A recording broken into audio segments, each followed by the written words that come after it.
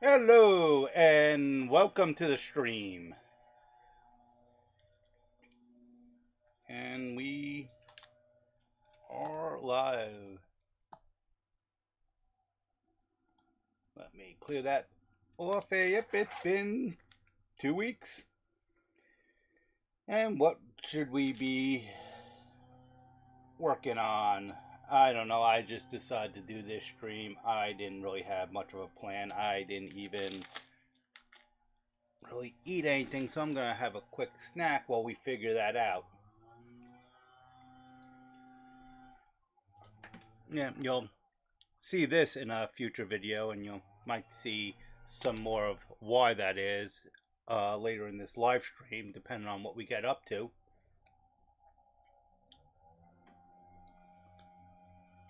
Yeah, there's a couple things we can work on, some things we can play around with.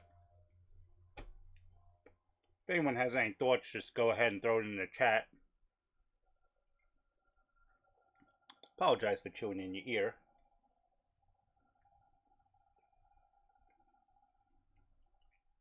I'm trying to remember where I left off on the last live stream. I think I was trying to figure out how to get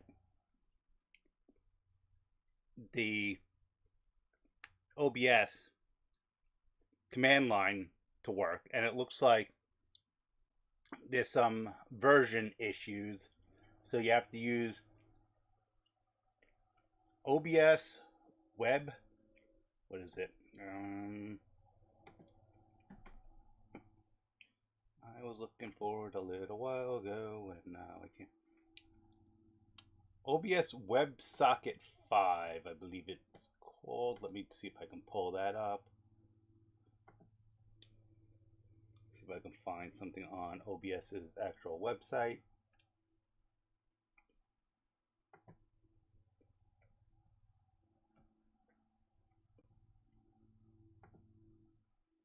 Yeah, so this is on OBS's website. The minimum version of OBS that it will work in is version 27.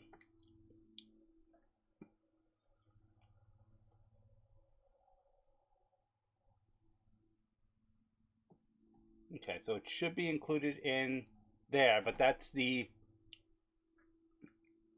server side, essentially. That's the OBS side.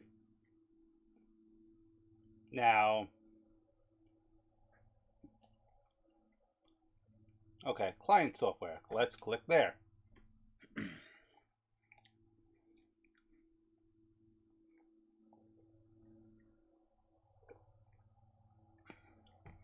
Okay, we have a couple things here. I think I tried the web host, OBS Blade, OBS Deck. Let's see what these are. OBS Blade is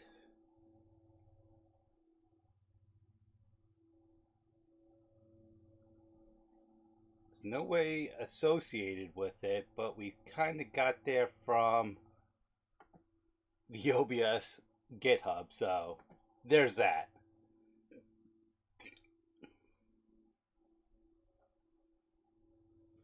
The disclaimers on some of these things are funny.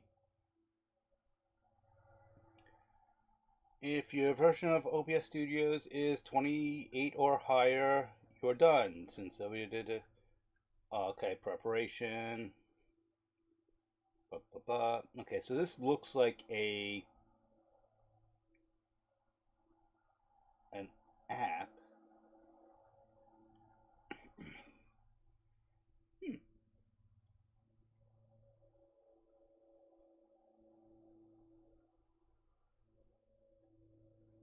So that might be something. So let me go ahead and I need to organize my bookmarks on here, but yeah, we'll circle back down to that.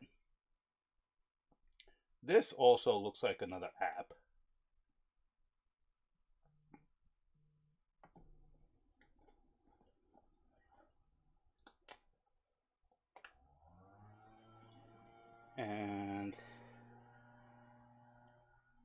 touch portal. That's probably... I'm really looking for something more... Yeah, these are all...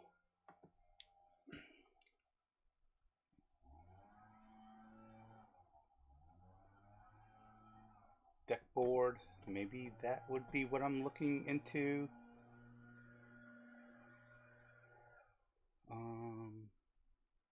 No.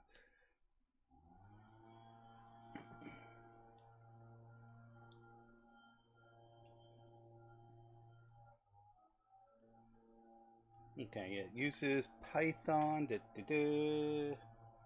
OBS Web.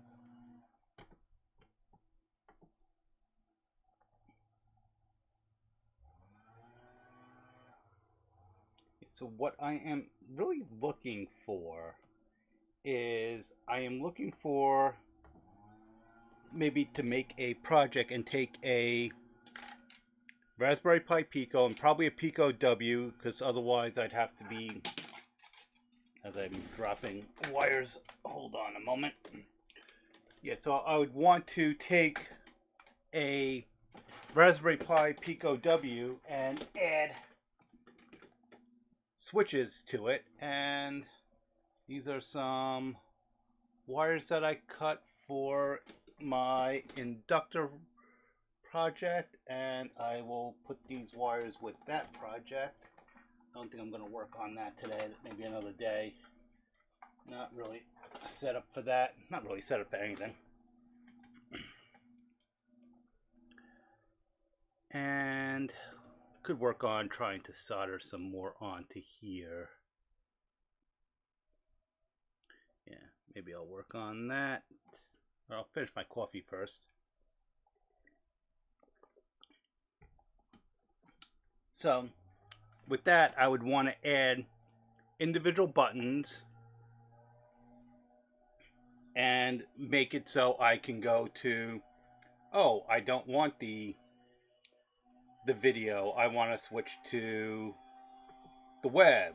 Okay, I want to switch to, now I want to switch from video, I want to switch to the terminal. So I can make these changes with a button and not need to open the OBS window all the time. The other thing I would want to do is take that OBS window and put it on a separate monitor, just so I can see the output, because a couple times I've done that where I'm like, oh yeah, and you click here, you click there, I'm like, oh, I still have it on the camera, and you're staring at my cup of coffee.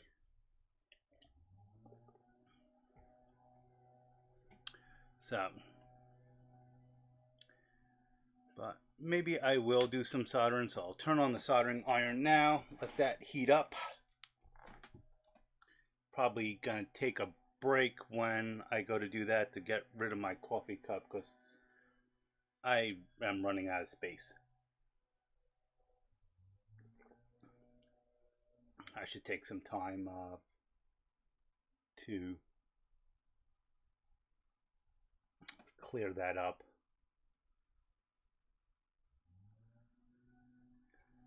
And I don't know if you can hear it in the background. Neighbors, gardeners are here, so a little bit of that. Okay, so back to, not the terminal, we'll get to the terminal, is what are the, so this OBS web, let's see, does it say what you need? Because I can run it as a local web server and possibly use curl to send commands.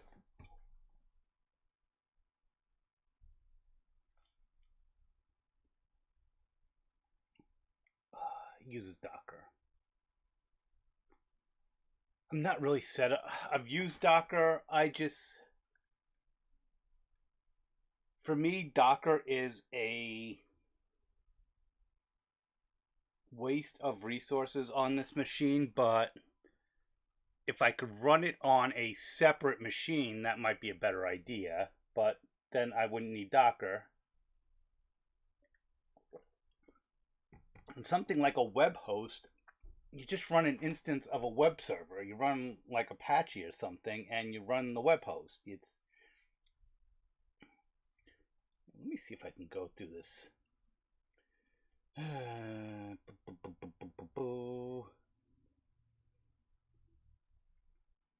Let's see.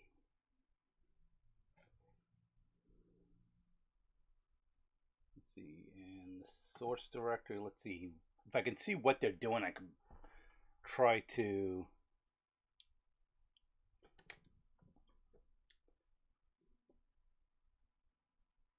basically, what's the word I'm looking for? Not reverse engineering. It's open source, so it's not reverse engineering. It's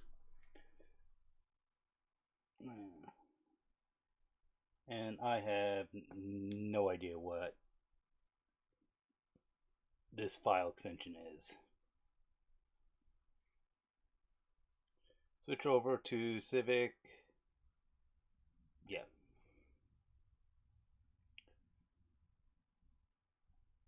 I'm just going to take a look at one of these files, see if I can even follow that. Okay. Yeah. The other thing is, I think I do have another Raspberry Pi Pico W buried somewhere in my stuff. Or do I just do another kit? So many choices. I think I'm going to clear off my shelves above my desk and actually go through and find all my outstanding projects. That's what I meant to do, is go. I picked up some paintbrushes and some other stuff. I meant to pick up some thumbtacks. I have some things that would just be better on the wall, just pinned to the wall, than sitting on my desk, like my calendars, work calendar, put up a streaming calendar and actually get some stuff in order. But yeah, this, I tried to throw it through. Why isn't this working? Into ChatGPT and got somewhat of a program in Python that I need to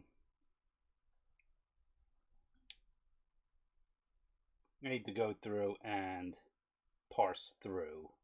The other thing is, and I wasn't even thinking about that when I first started, is I do want to add a Python method or a network method to my version of my temperature probe module that I have wires sticking all over the place. I buried the probe. Nope, I grabbed the wrong device. Oh, that's the Arduino. That's not what I wanted. Yeah, I still have this Arduino that I still haven't figured out. I can play around with that. But I have this, which has the Pico W. Those, I think, have gone up in price.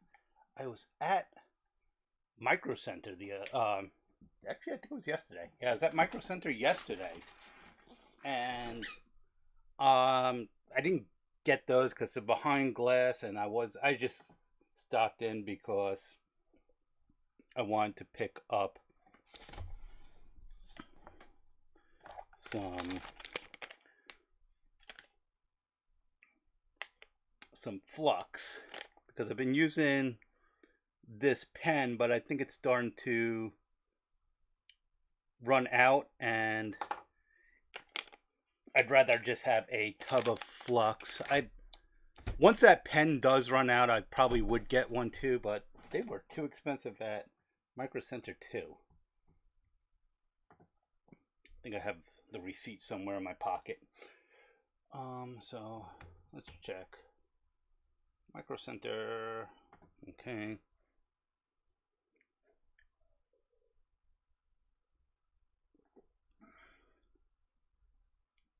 And what was I looking for? Oh yeah. Pico W. Am I a human? How dare you ask that?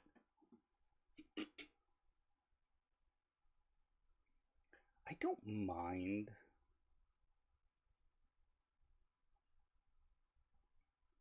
I really don't mind the two, or the if you're human or whatever. It's just some of them are horrible. Some of them are like, nope, you did it wrong. I'm like, okay, I missed a little piece of a bike. Okay, those aren't Pico W's. Oh, I'm in community. Nope, that's not where I wanted to go.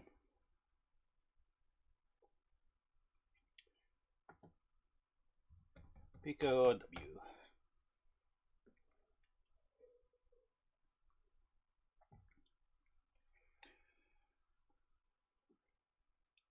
So the Pico W. Oh no, they're not that bad. So this. Okay, this is the okay. So the 2040, which is the same one that I have, is $5. Okay.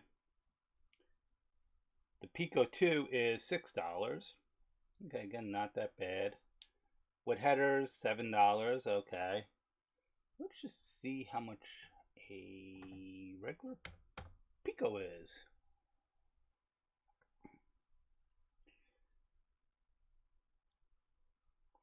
So Pico 2W with headers is, yes, $7. Pico 2 with headers is $5. Pico 2, $4. Okay, so if you want just a regular Pico 2,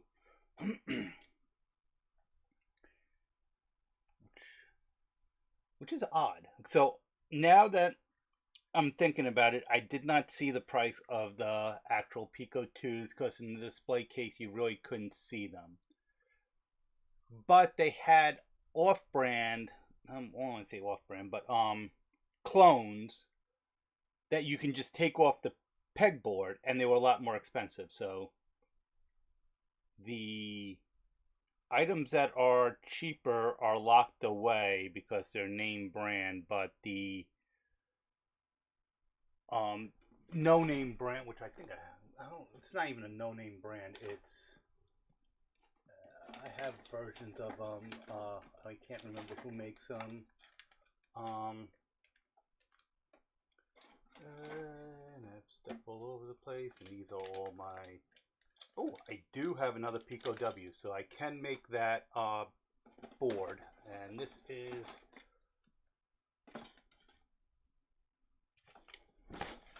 Yeah, I guess when I bought it, it was more expensive too. These are the. This is, and I don't know if this is a Micro Center brand or what. Pi Morani. But yeah, these were $10.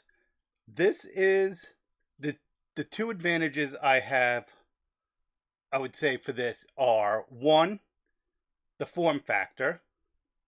So if you wanted to take this and put it on, I think these breadboards would still be a little too small, but the ones that are like the mid-size between here and a full-size breadboard, you could, yeah, like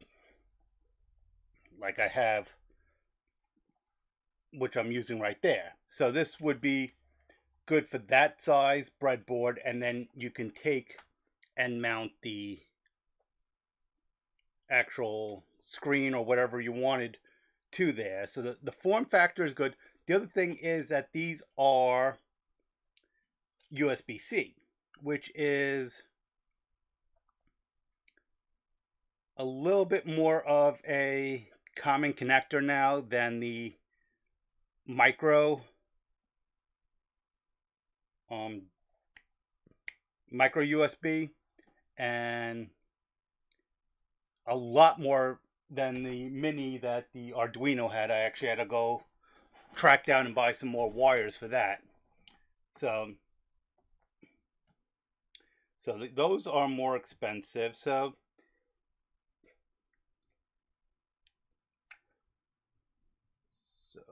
let's just see how much the Pico W's are, not the two W's.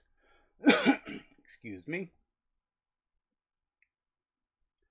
So $5. So that's 9 in stock, wherever this location is. Okay.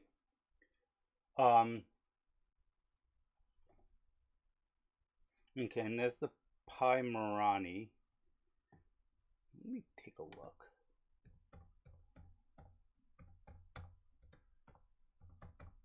Let's see if they have a wiki page.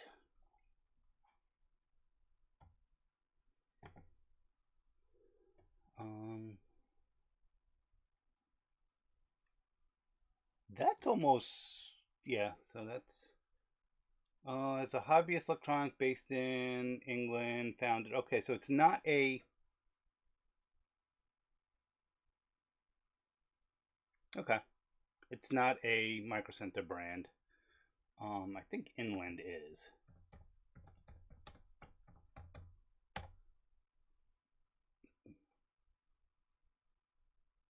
That is how you spell it, right?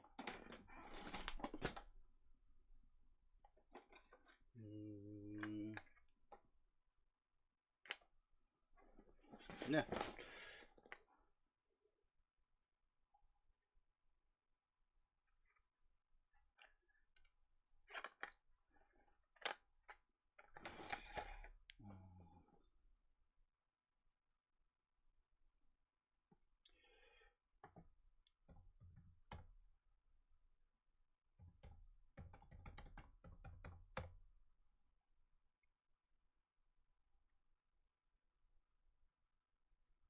What?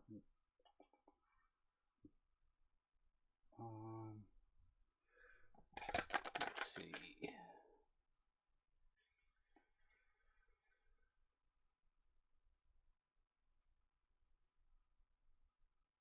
Yeah, oddly enough, it says Inland, but doesn't say like.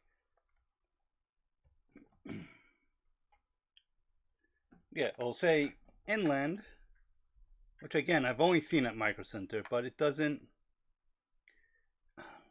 I'm wondering if that means, yeah, that's a Micro Center code, but it doesn't have anything for a web page. And this is just something, one of the Inland things I just grabbed.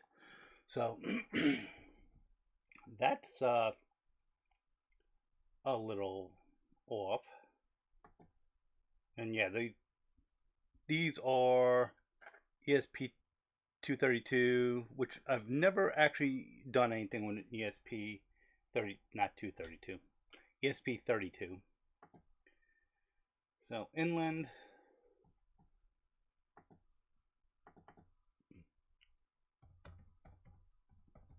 Let's see.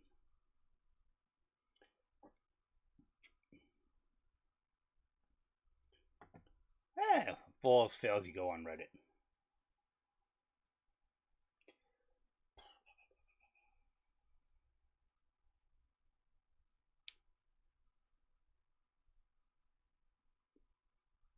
Same.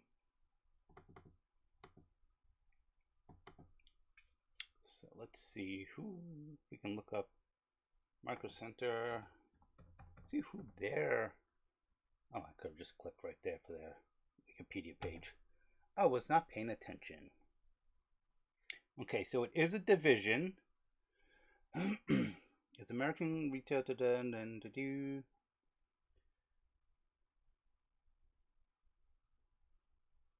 Formed by two Radio Shack, which Radio Shacks are coming back. Their website stayed in existence, but So their parent is microelectronics. Retail chain including online divisions, national product sourcing, power. Okay, private levels, power spec, and Winbook.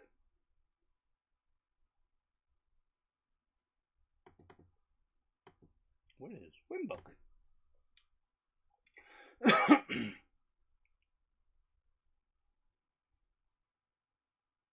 I don't think it's a Dell.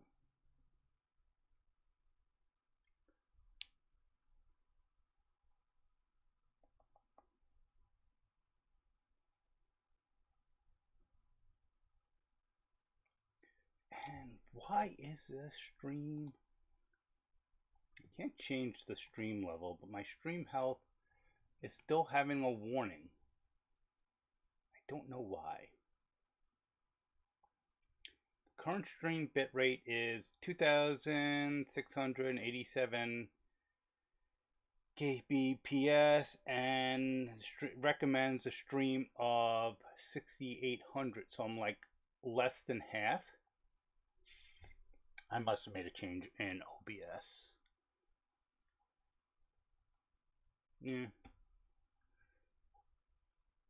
If anyone's having any choppiness or anything with the stream, let me know. That's interesting.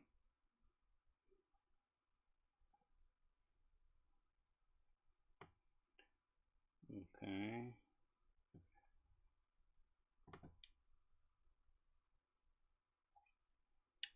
Okay. So, where was I? Yeah, so I may get some more. Well, the peak. Say what? $1? How much is the Pico? Yeah, so.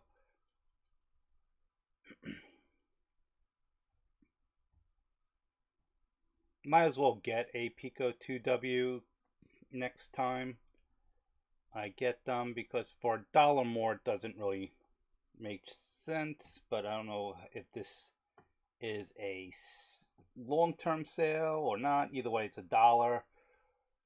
I do have another one of these which I can use to make my board, but I am not going to work on those right now, mainly because main reason I don't want to do that is I don't want to be doing anything on stream with my Wi-Fi until I can safely segregate that code, because I don't want to be accidentally switching screens and have a give out away any of my Wi-Fi security information, because then I'd have to change it, and that's a pain. But indoor. Let's see. I was looking for some sensors. I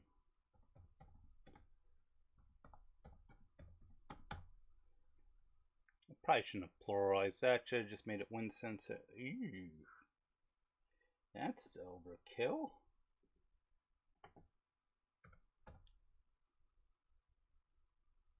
Yeah, it's the only one. And a wind sensor mechanically is not that hard to make. It's just you could use a hobbyist motor and put some type of wind catching. You're basically making a small windmill, not windmill.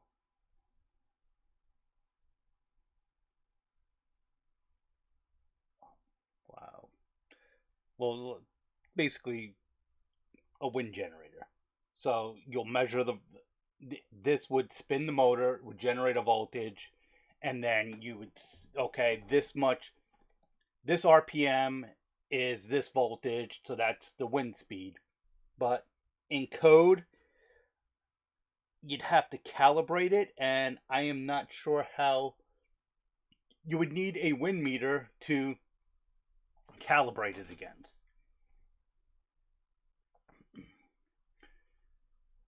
Which, if anyone's ever done industrial calibrations, like regulatory calibrations, it's always funny. It's like, okay, you need to verify that your multimeter is calibrated, but to do that you need to calibrate it off of something, and that calibration has to have been done within the last year. And you're like, okay, I need to calibrate my multimeter every year, but to do that I need something that's been calibrated. So unless you have, like, say you are doing a large industry and you need to change you have several multimeters, then okay, you would get the thing to measure the multimeter calibrated, which somewhere I have a calibrated multimeter, but it hasn't been calibrated since before COVID, so it's out of calibration. Where is that? That is a very good question. Yeah, it has a little sticker on the back that says calibrated, blah, blah, blah, blah, blah. Whoops. Calibrated, blah, blah, blah. This one doesn't. And this one, the batteries on this one died. So maybe I'll check to see, grab my screwdriver and go ahead and change that. So give me, I'm going to throw the break timer up. I'm not going to take the full 5 minutes. I just need to go find some stuff and go put my coffee cup somewhere where I'm not going to break it. I'll be right back.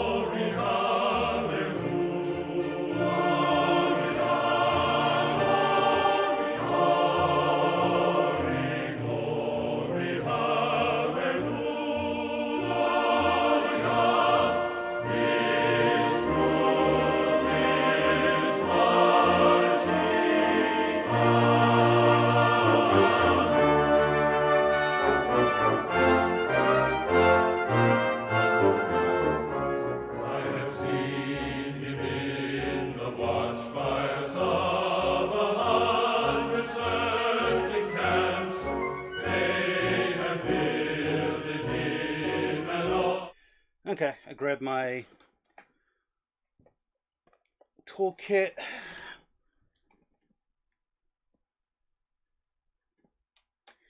And where is my... grab my loop.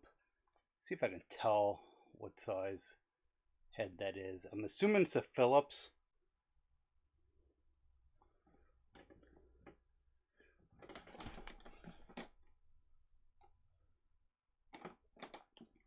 And it's a Phillips. Looks a little stripped, but thinking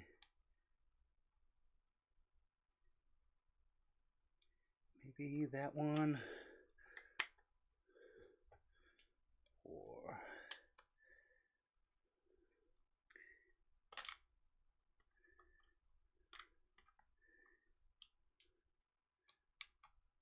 Yeah, that one seemed to bit a little better.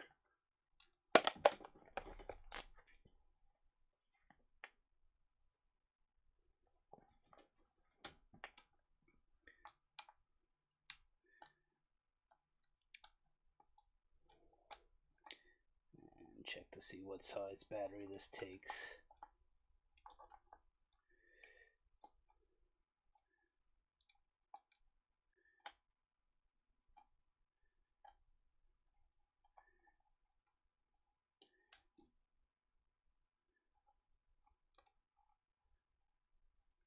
For some reason, and I'd have to look through the channel, if this is a 9-volt, I'm going to be pretty sure. No, my yellow one, I think I changed the battery on recently, or at some. And this is why I bought this thing. It was like $1 or $2 at Micro Center. Nice heavy base. Yeah, I don't need the box. Is to put screws in so I don't lose my screws. So put that aside. I have wire that I don't need. I still need to set up something for the wire. I'm not really sure how I'm going to set that up. But got the 2 screws out, and hopefully we could just. Okay, I was hoping it would just pop. Yeah, I got both screws. I don't feel a screw there.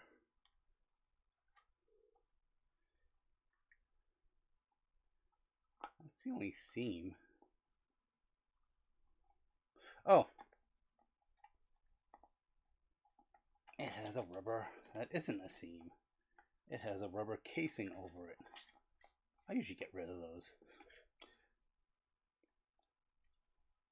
And yeah, this seems to be opening a lot better.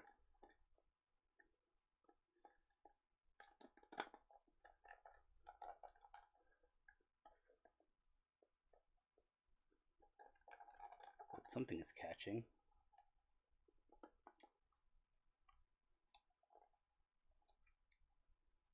I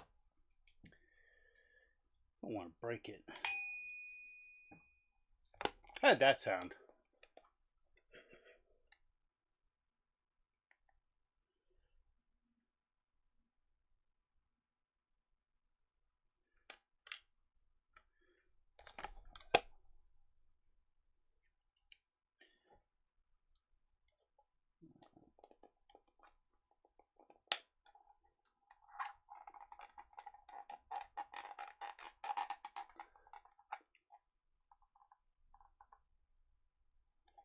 Okay, the battery is encased up there. And it's a 9-volt. I can those. Yeah, it looks like a 9-volt.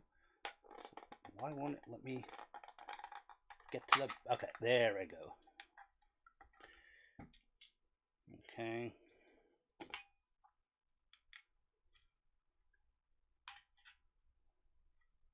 Go ahead and I need to clear off this workspace too.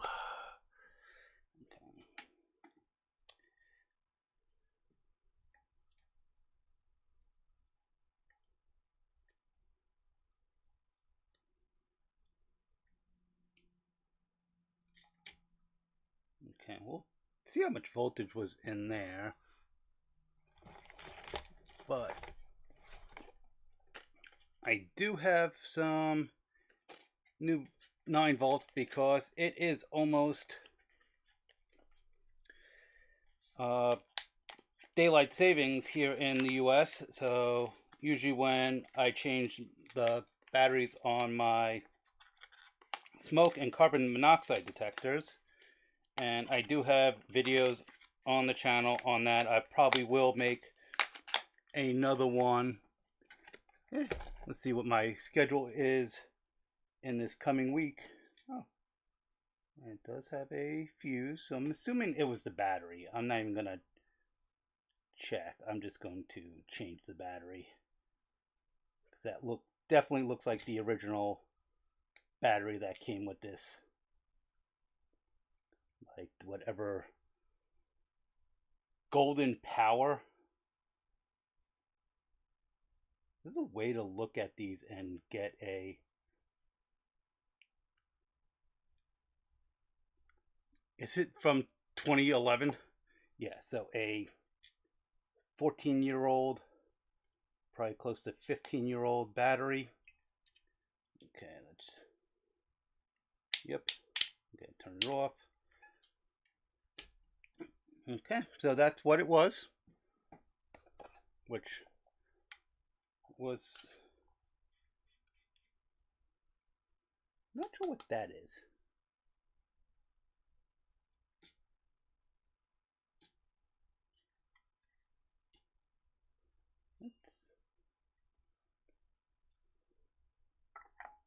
Oh, I'm assuming it will just clip back together. Okay. A little bit of a rattle. Okay. Okay.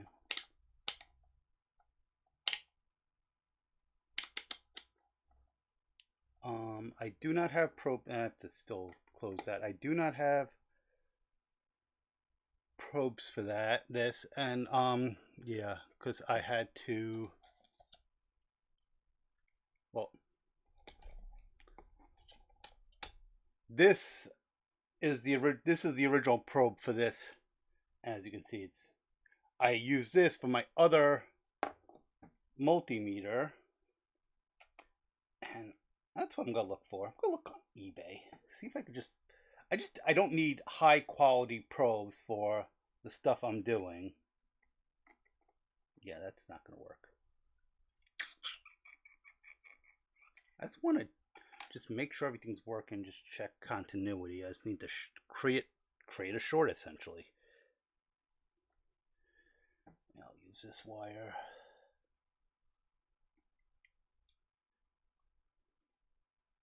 Oh, yeah. Readjust that just a little bit. Okay.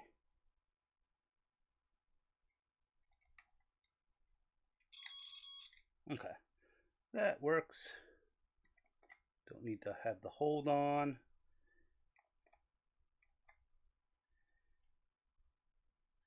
I can't remember what... Oh, it's the light. Looks like a damn snowflake. Okay.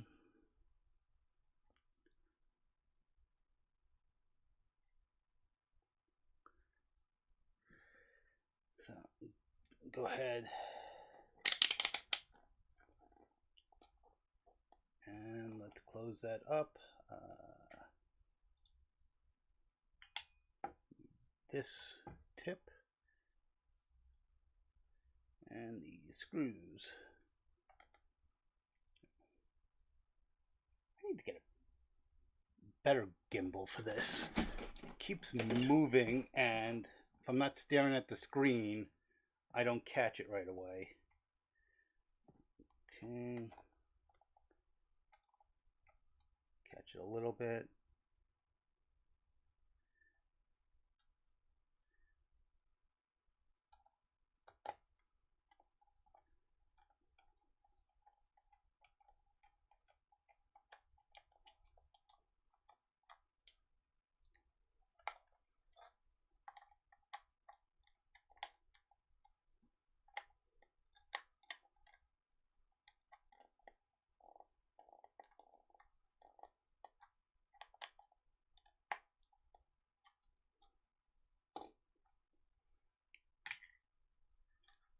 Okay. I don't know where that came from.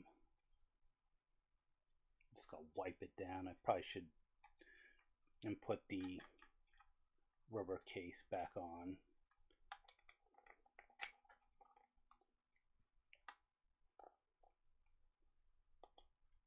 I think I put it on upside down. Yeah, it goes. I think it goes on from this side.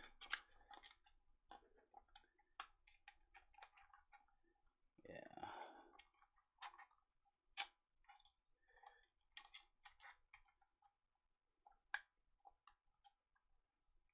And this one was on pretty good. That until I guess it had adhered to it over the last decade and a half, I guess. Okay, so this is back. I just need probes for it. And somewhere I have the dead probes, and I will do what I did with this one over here. Let me clear off some of this. Put away the screwdriver. I don't think I need that right now, so let me go put these away. And if anyone has any questions, just go ahead, throw them in comments. I may throw a link up in a minute for C-SPAN. The Senate should be voting. Well, it's scheduled for now, and I don't trust the Senate to ever actually do anything on time, so I'm going to pull this away for right now. I am not going to work on this right now. I could probably, I don't even have a cable for that right now to hook it up to power. So it was, this was the culprit. Grab my other multimeter. I do have probes. I could have just grabbed the probes. And is that on screen? No, it's not. Let's go ahead and, not like polarity really matters for this case. I would understand if I got a negative value, and oh yeah, that's dead. And let's just put that aside. Let's grab this one. I have a bunch of dead. Woo.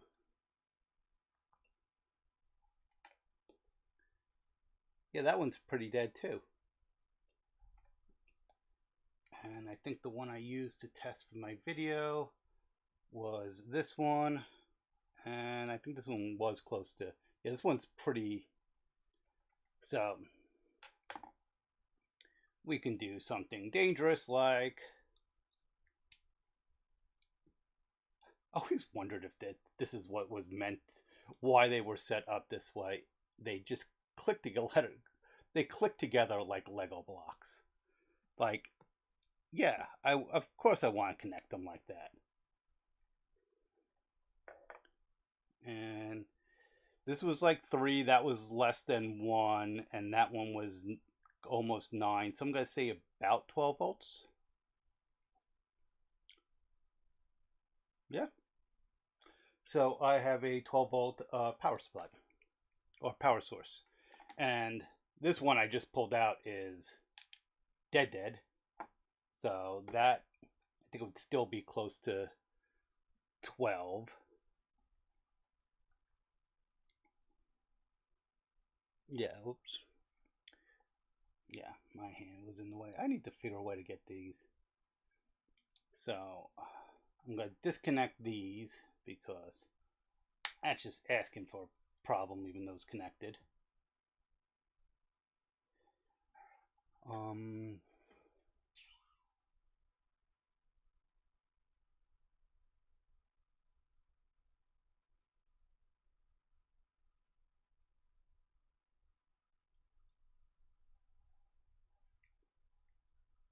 I always wondered what this has something to do with, some type of either IC or maybe diodes.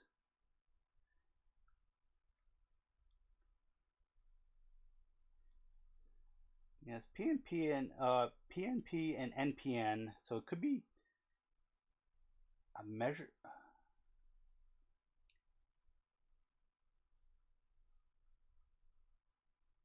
It has 2 E's, which actually you can't even see that. That's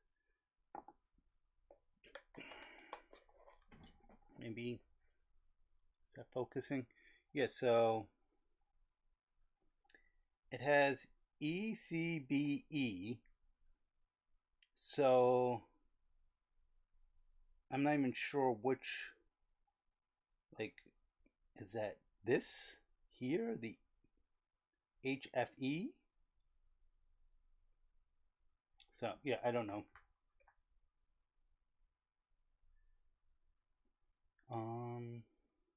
But yeah, so let me take the multimeter off and let's go see if we can find some C-SPAN.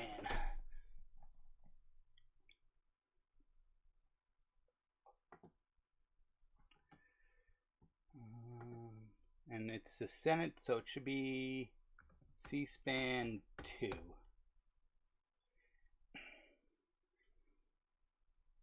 Not DirecTV, live stream. I'm gonna pull this up just to see if it comes up, but I Senate in session. Okay, so let me go pull this up on a different device. Give me a second.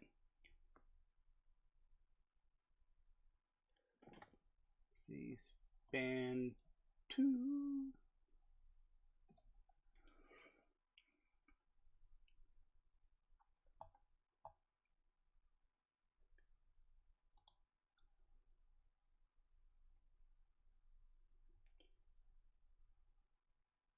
Authentication in progress.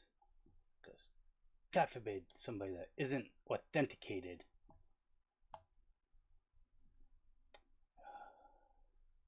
Yeah, hold on. It's not gonna show up. I'd have to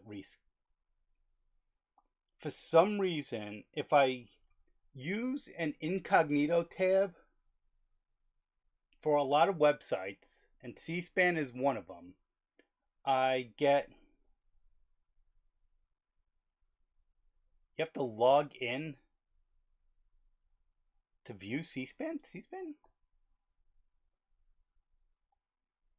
I could have sworn C-SPAN was open. Really? Hold on. Yeah, sure. I'll accept cookies.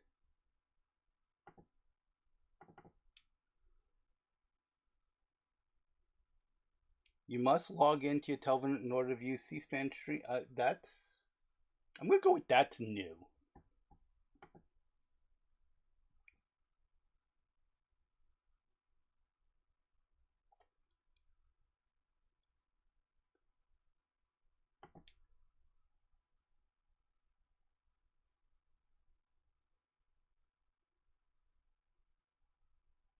Okay. I'm gonna go look up that right now.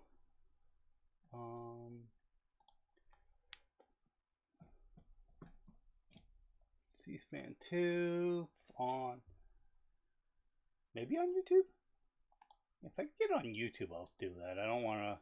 I'd prefer to put a. Let's see.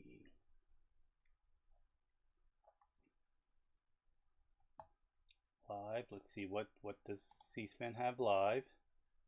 And don't mind me, I'm looking at this on another screen.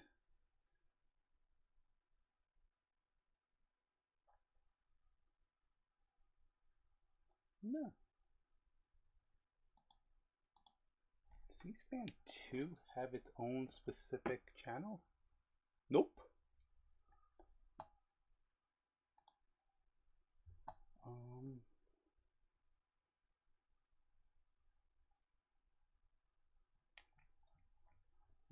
No, C-SPAN 2 was this TV Pass?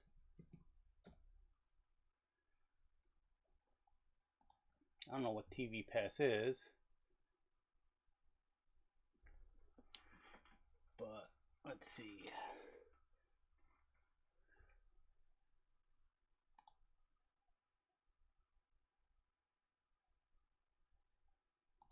Okay, yeah, I'm gonna throw this in there. It does have the vote, but it has it tiny in the screen. I'm gonna throw this into the chat. Give me a second.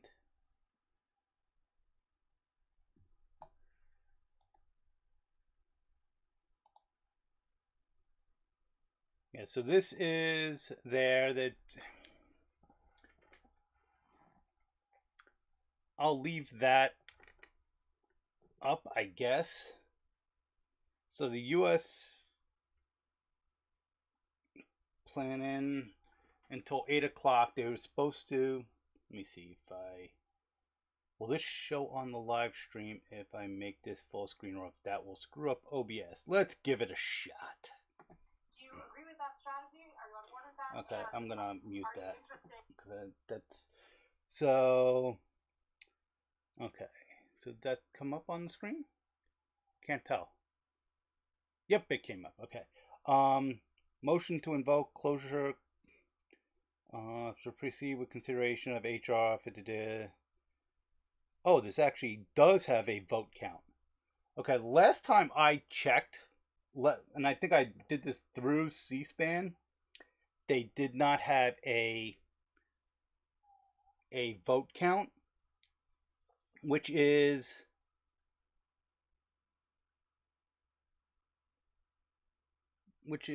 pretty much key, because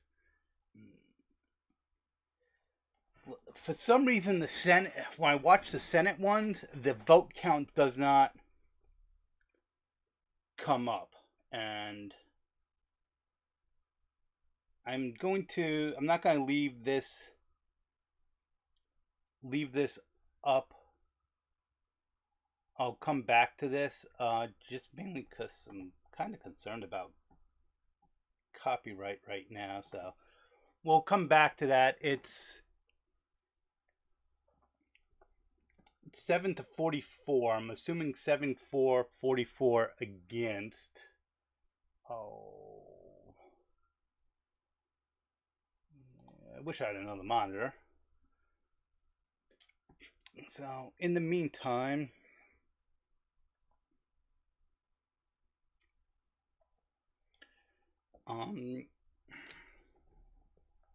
resolution on that is pretty bad.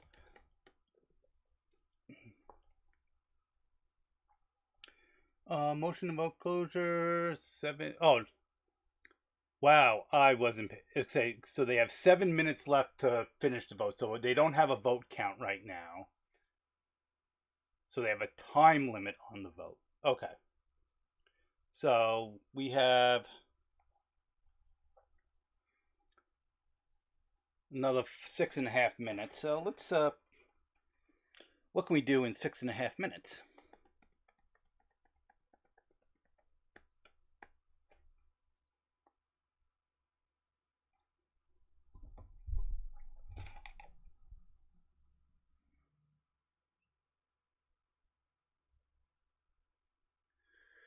I have so many things I could play with.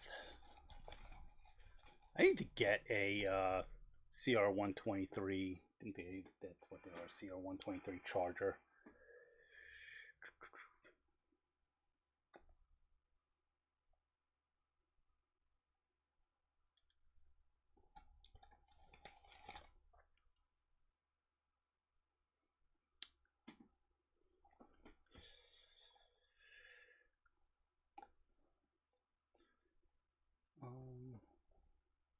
Yeah, I'll be switching back to that in a moment. So what other sensors? Yeah, wind sensor would be nice. Wind sensor.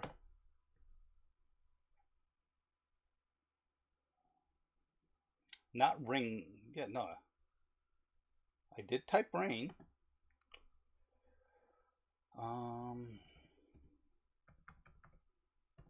Boy.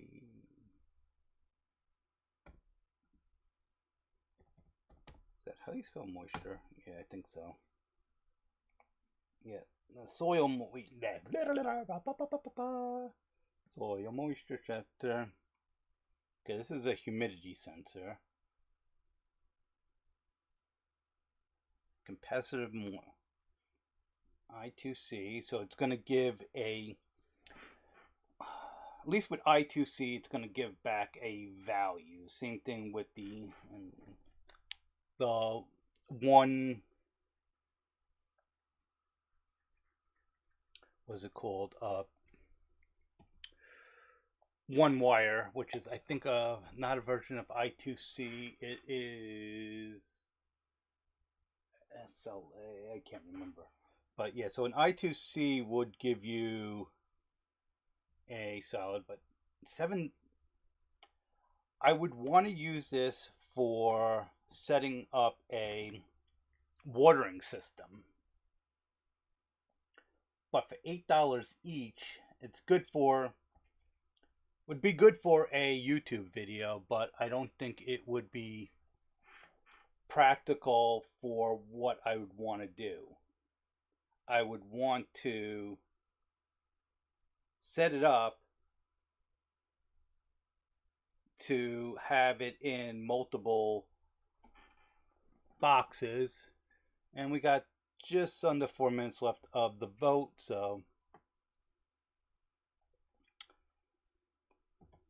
that's a maybe. I'll put that down as a maybe. And those are the only 2 moisture sensors. What other type of sensors can we look for?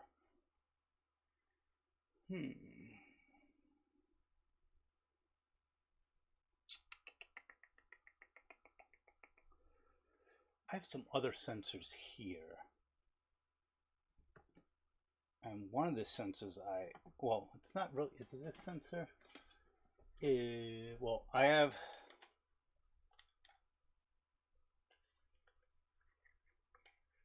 Wi-Fi modules, which I can play around with those, but where is my... And I have a whole bunch of Pico W's. I think I'm actually going to use these batteries for my, when I redo my, what's it called?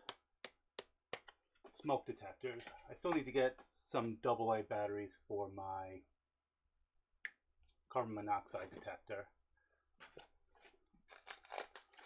And don't mind me, I'm just looking to see which sensors I have because everything is a giant mess right now. I can't find my sensors that I was looking for. I've probably shown them on screen on stream before. So we just have just under 2 minutes left of this. For right now, let's go back over to this C-SPAN. Let me go switch that back. And make that full screen, right? And I'm just going to turn on.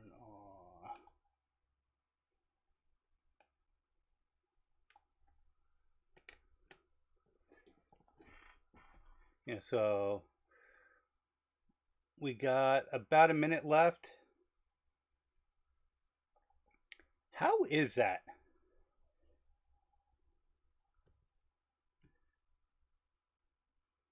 Okay, let me get rid of Jeffrey's. Not really concerned about that right now. Whoops. I want to maximize that. So according to this, only 10 people, or not 20, 32 people, 32 senators have voted. They're not even trying anymore. Unless that number is just going to jump up.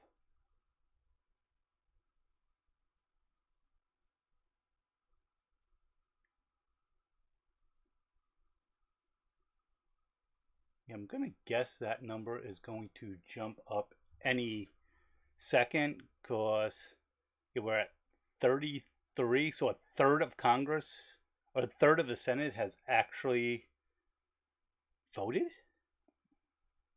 The other votes I've watched have been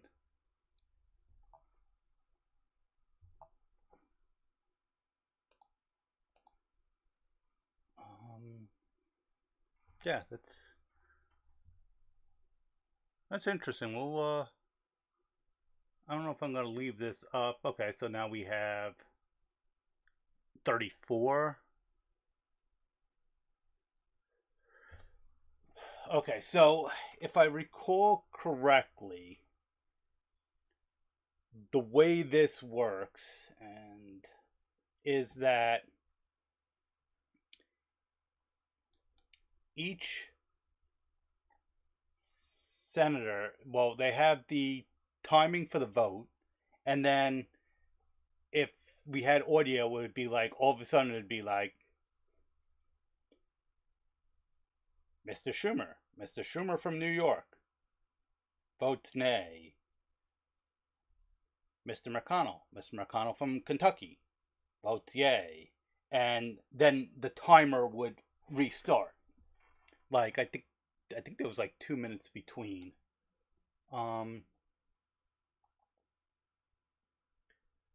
This is the 8th attempt. Blah blah blah. Yeah, so I think each time you have somebody walking up, so that's probably some senator walking up, casting his vote. It goes up by one, and they just kick the can down the road. So with that, I'm going to say we will get back to that, and we will look for more sensors, maybe. Yeah, so I have those items there.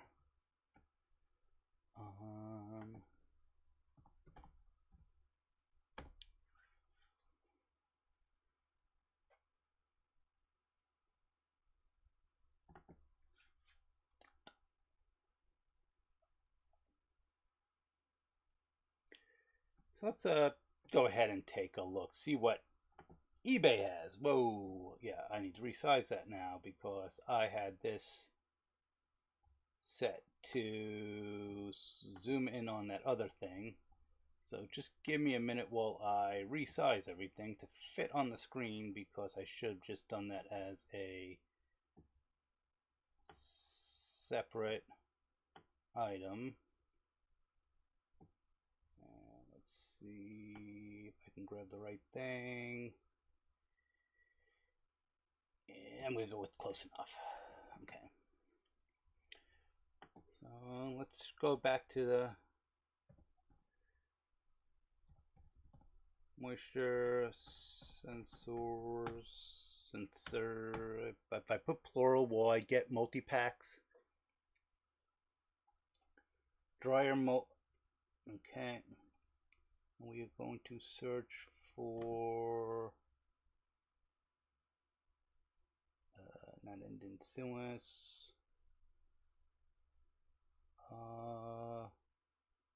Lowest first. We'll look at that.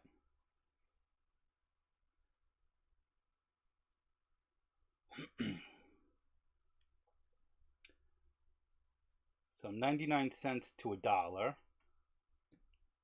Okay. Located in, yeah, that's located in China. Located in China. Located in China. Picks for under $2. Located in China. Located in China. Located in the United States. Yeah, that's not what I need. US only. Just because I don't want to have to wait a year and a day. Who was I watching? I think the channel's called Pile of Stuff. And they're like, and I got this and I can't remember why I ordered it. I'm like, okay, makes sense. So this is $2 plus that delivery. Now, and just so you know, the yays are 26, the nays are 19 right now on the closure.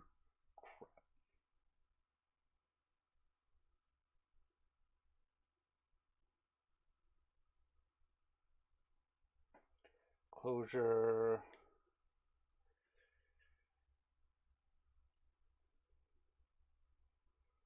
Item.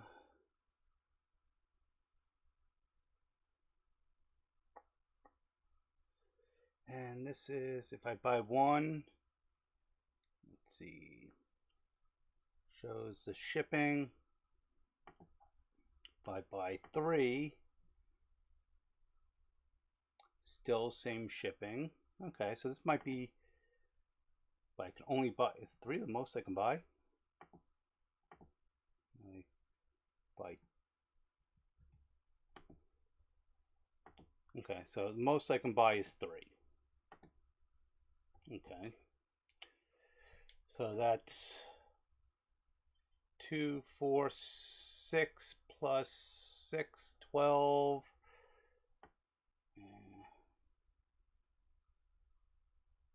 Okay, that's a 5-piece. Yeah, we'll worry about that another time. So right now it's 27 to 23. We still are not at the halfway point.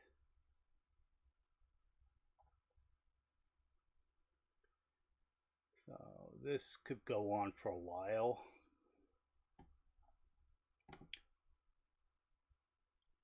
Okay, so projects and boards. Let's see what we can find.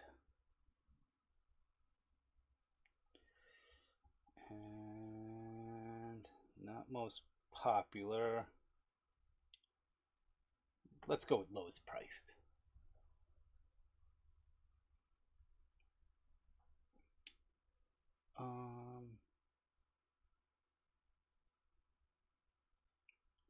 Yes, I'm not sure what that is. What is a...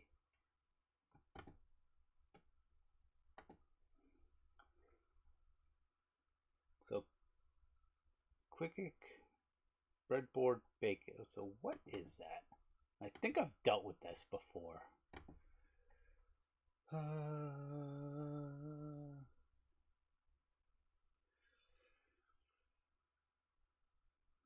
Okay, that's just a protocol.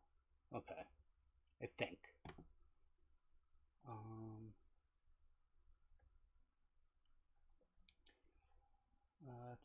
Okay, not what I was looking for. Okay, so right now it's 29 to 29. And 29 to 30. So let's go back here. So we have the original Pico for $3.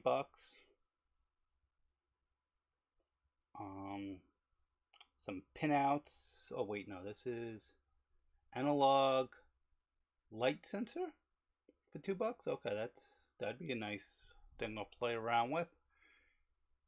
If I can get a data sheet. That's the other problem, is trying to get a data sheet.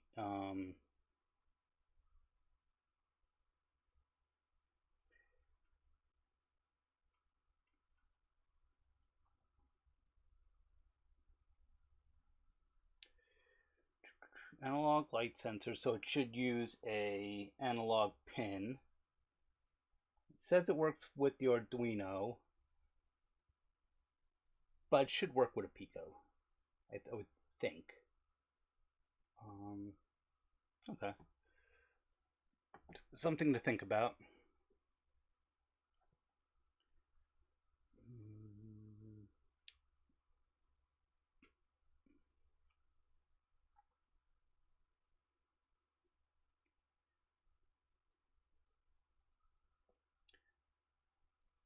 So Pico 2 dual arm Cortex, which, yeah, it had a dual arm Cortex on the. I can't remember the second type. There's a second type of sensor, and I can't remember, or processor on the Pico 2. Breadboard, supply module. I was actually gonna pick one of these up yesterday. Raspberry Pi with header. No, I'll just solder my own on. Infrared. Okay, that could be a Good thing to play around with.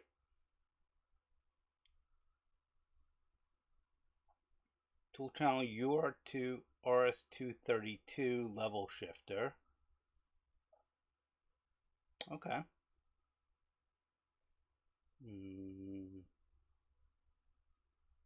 Not sure what an MCP 4725 is. Accelerometer. Could play around with that.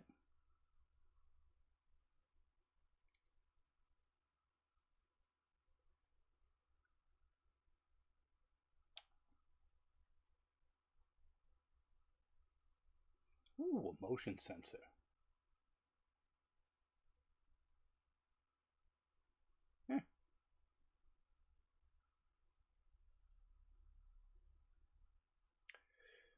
Okay, so it's, you know, right now it's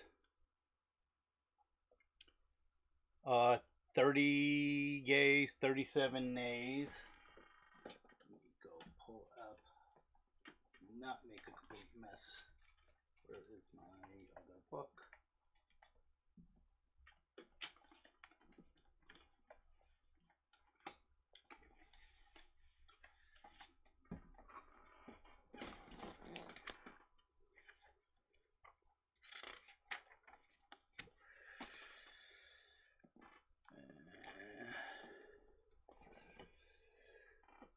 Yeah, that's going to take a while, so let's go back to the camera, wherever that is. Oh, no, maybe not. Hold on, give me a second. Vegas.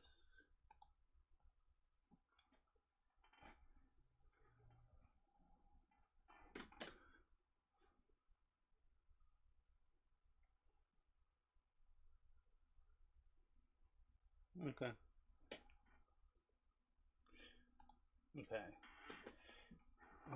Yeah, nothing really there. So let's see. I was going to put that away. I'll put these away. I still need to test those.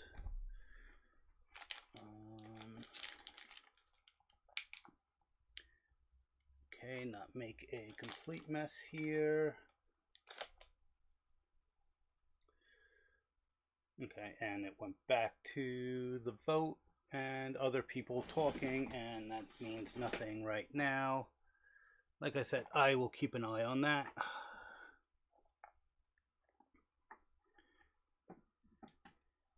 And let's open this up. So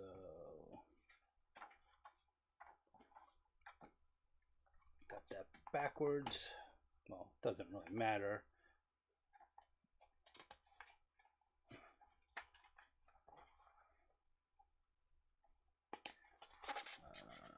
Yeah, it looks like a good page to go to. I need a clip.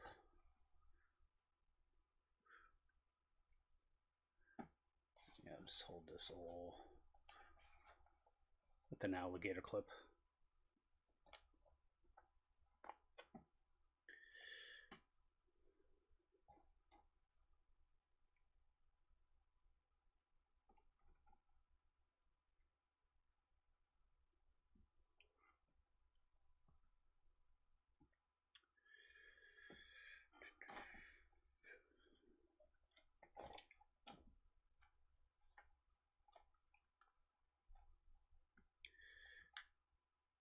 That should be good enough for now.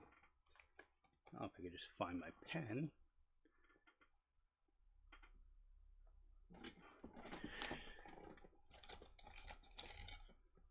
Okay, got a ruler.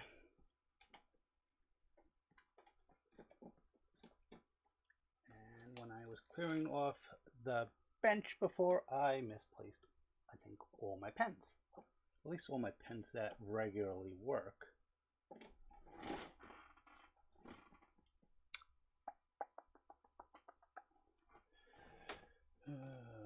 Yeah, like I said, this was just spur of the moment. Let's do a live stream because the Senate was voting and decided to do something. Okay, I think this pen works. It's buried under wires. Okay. So one of the things I would like to do is to take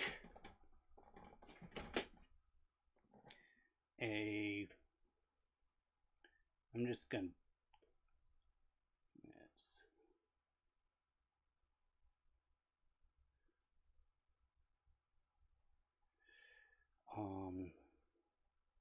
Have a Pico, and then have that go down to a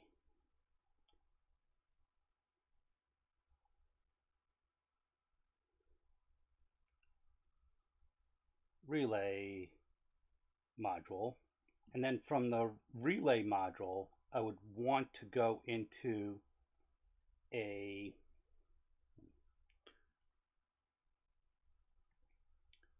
light switch, and then have the light switch go to, and I always get this,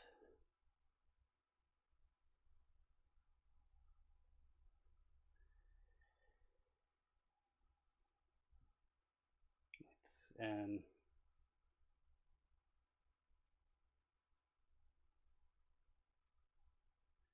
that's going to be the AC power. So that's, it looks like, yeah, literally that looks like the same thing. So this, I'm just going to put light bulb AC power. And right now it's 44 yay, 40 nay, so 84 so far voted. I don't know if they're all senators are in Washington right now. So in this diagram, I would want a relay, and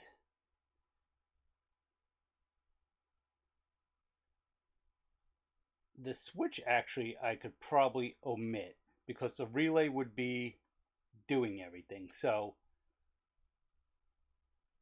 from here, I would want a,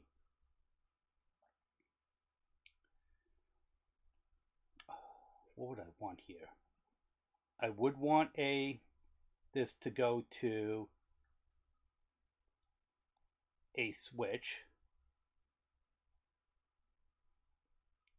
And of course, there's no pins on the side. I'm just using this again as a block diagram.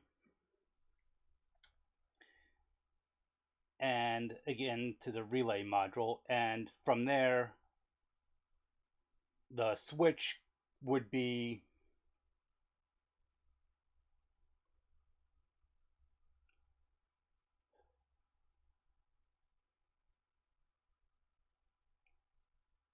now, what type of switch I would want. I'd probably, instead of a switch, it would probably be a button. So the button would be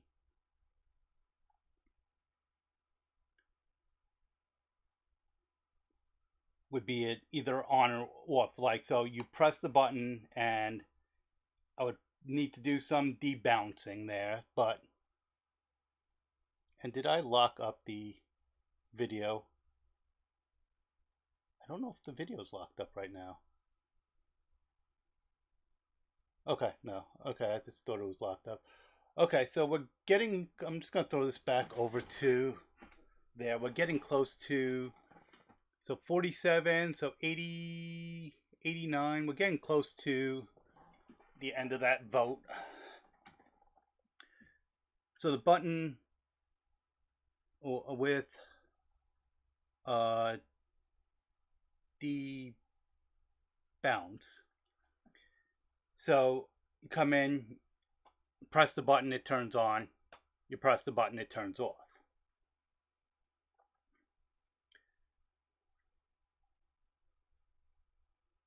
Okay, with 47 to 43, not like I expect this to pass, but it's another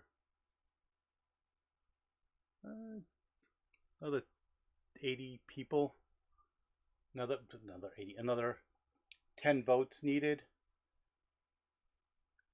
So it's at 43 nays, so it's not going to pass. That's, well, let me just go back to that.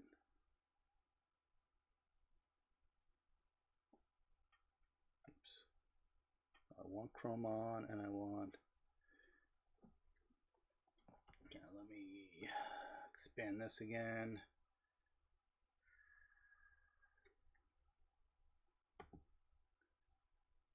So it's 47 yays, 44 nays. So now, even if all 10 or 9 at this point of the remaining senators voted yay, it would still not hit the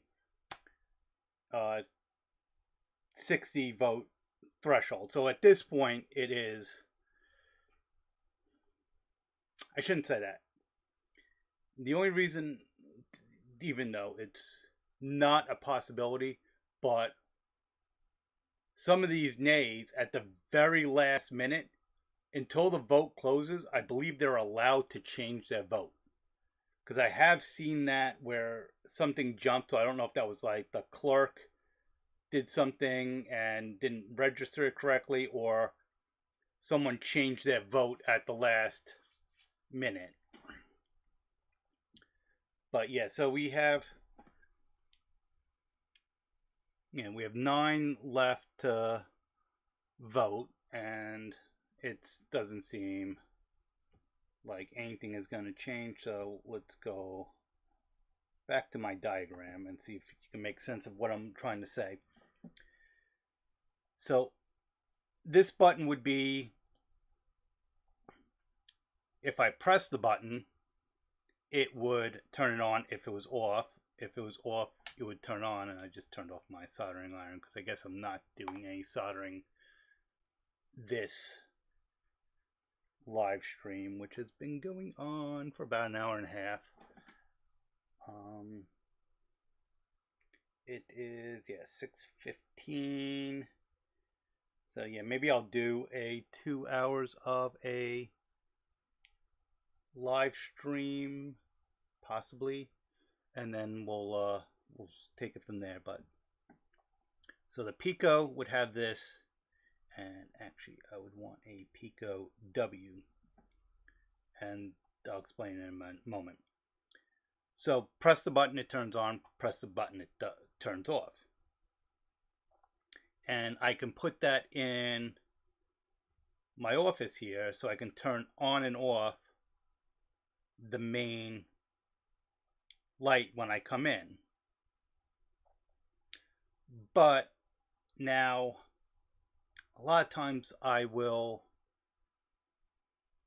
have my lights on. I'm not somebody who can be bothered to turn on and off a 6-watt light bulb. I'm just not. And I am doing some work where I'm checking my outlets and stuff. This one won't work with a hardwired light because I would have to tear stuff apart. And I would have to tear stuff apart here. And this you have issues with fire code and electrical code, which, if you don't know, the NEC is actually a fire code, not as so much an electrical safety code.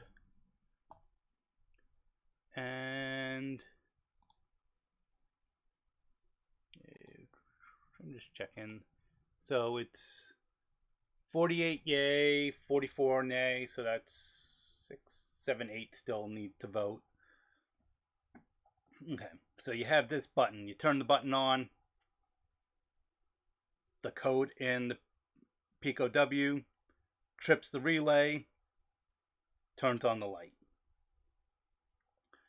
You leave in, you turn off the light. Simple enough. Now, what I would want to do, and which is what I was saying before I got distracted, is that I would want to have some way of sending code to the Pico W through a web-based app that would let me know if the light was on or off, and then let me turn it on or off. And yes, I can do something like this with Home Assistant. The reason I would possibly want to do this is just for the educational purpose. So now, one of the ways I might want to do this is, instead of going to AC power this way to like the wall, is have it go into a standard socket. So this way it's isolated, it's not hardwired, you still have to take concerns about fire safety, but that's something that you can deal with. And the vote is 49 to 44. And they do make outlets and they do make plugs that do this. And I have about 3 or 4 of them over there that are from Amazon. Actually, here is it's an Amazon smart plug. The problem is that, as far as I can tell, only works with Alexa, and I don't even have an Alexa hooked up. I do have them. I just don't like people monitoring what I'm saying when I'm not recording myself. I'll rather let myself know when I'm recording. So I would like to see a open source version of this.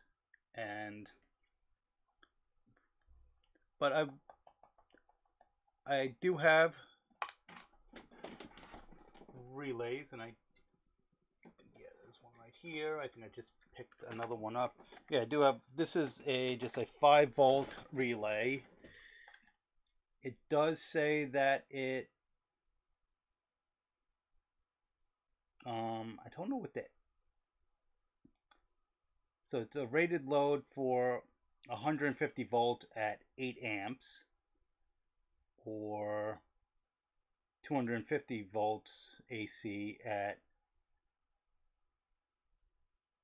10 amps. But again, trying to find very specific data sheets on these is difficult.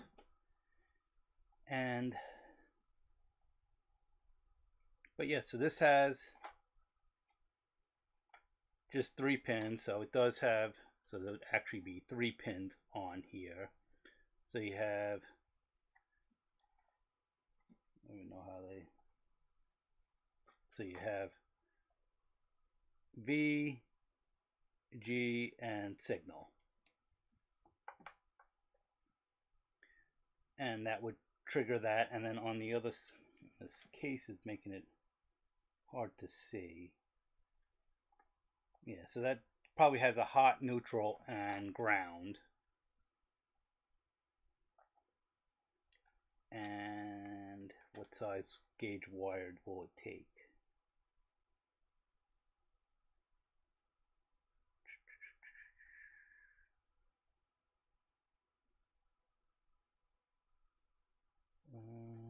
Maximum switching power digital.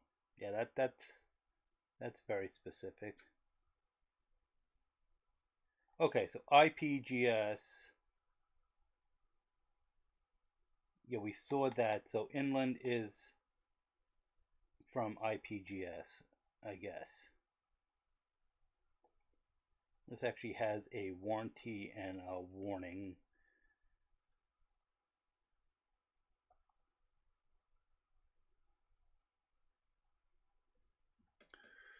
Okay, so the vote is 50 to 44. So they need 6 more votes to be complete, but it doesn't have a chance of passing either mathematically right now. Control signals, TTL, transistor to transistor logic.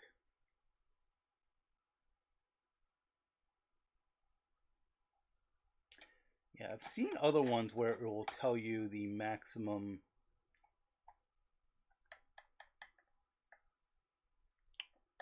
wire gauge that you can use there, and that gives you some idea of how much current, even though it does say here 8 amps.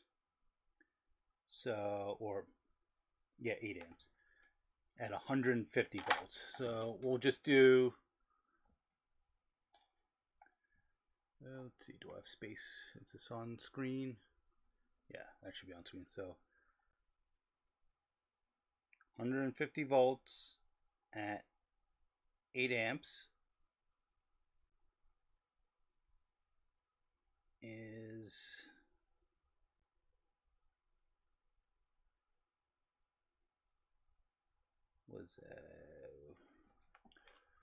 why can't I do math right now? Don't know. If it was 120, it would be 1,000 amps. So it's a little bit above 1,000 amps, 1,000 watts. Yeah, so it's 1,200 watts. So that can almost run my space heater. Would I want to use this? No, I'd want to use a bigger relay for a space heater. So I could, let's see, let's go ahead and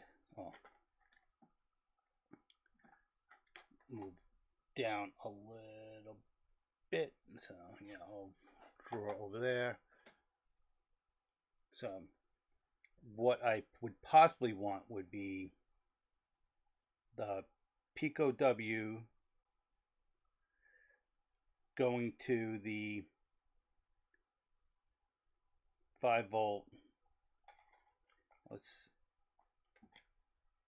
What is the,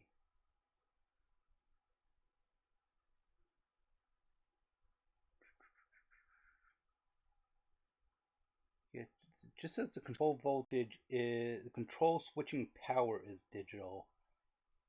And it says a 5-volt relay, so I'm assuming this is 5-volt.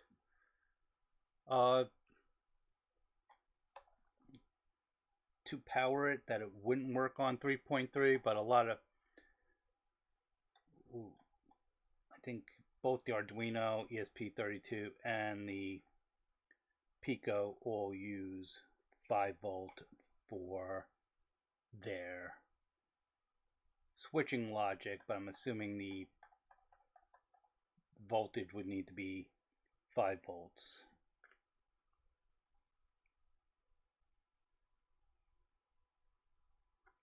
Okay, so 5-volt to, so 5-volt digital to say 12-volt, and this would be the module, so it's not just the relay, it's all the other circuitry that's on here, which I don't want to open it up because then I'll lose the packaging. But then from there, oops, I apologize, I am not on screen. Is that better? Oops, still not better. Okay, that's a little better.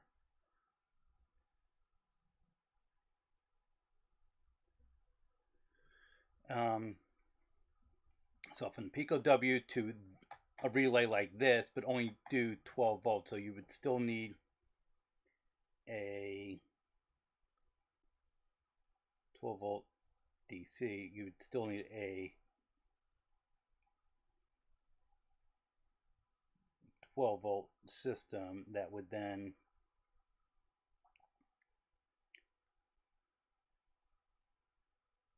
and I'll get all the power from the pico to run the 5 volts. So from here,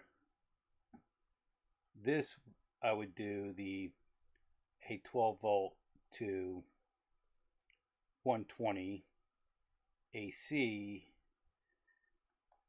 relay, and then to that would do whatever the power is and whatever I'm just going to do the light this way just because. Oops. To whatever the light is there. And this way, this relay isn't taking the full brunt of whatever the load is. So let's see if we can find a 12 volt to 120 volt power supply. We'll check Micro Center. And as you can see here, the vote is 50 to 44, and it's been there for a little while. But let's go back to Micro Center and look for a relay.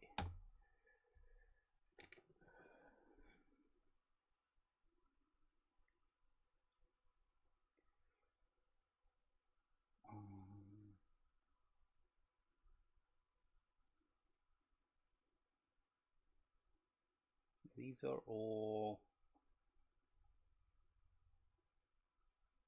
I'm not seeing. It's all.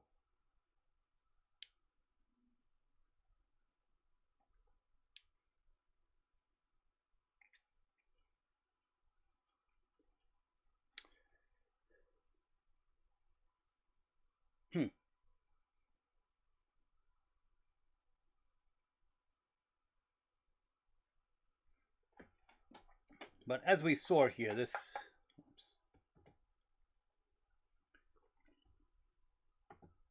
As we saw here, this, at least on according to specs, would be able to do a 6 volt bulb, and that's what I have. I have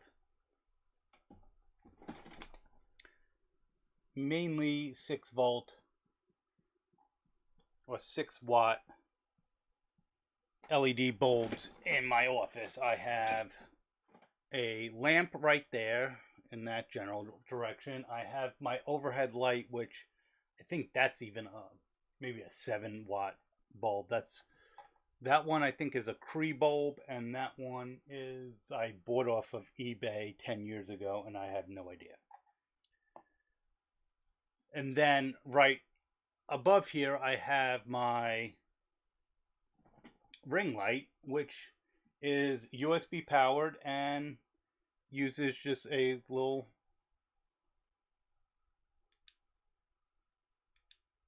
button. And okay, and I think they just called it. Just give me a second. I think they just called it. And I can't find audio on this.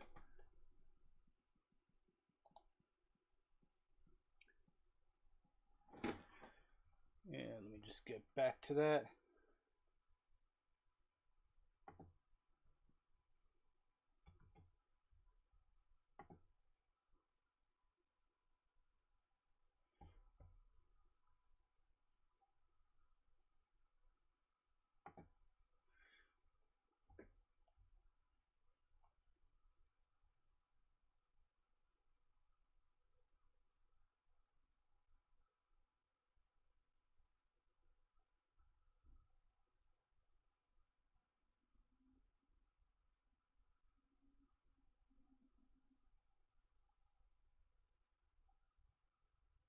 Okay, yeah, so yeah, let's. Okay, now they're they're voting on other things now, so we won't worry about that right now. They're voting on judges.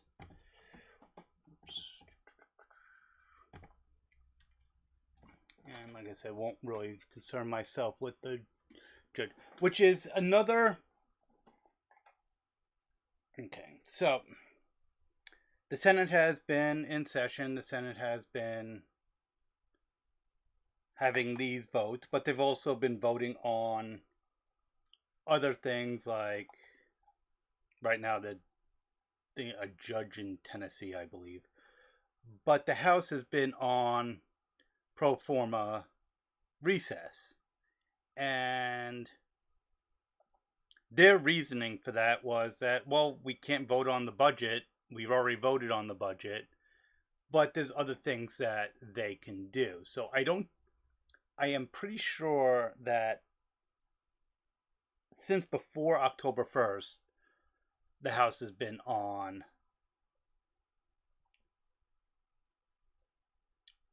recess. And okay, let me go take a look at this. Let's see. If I go this C-SPAN, I'll leave that open, and Congress. Yep, Congress.gov. Did I switch? Yeah.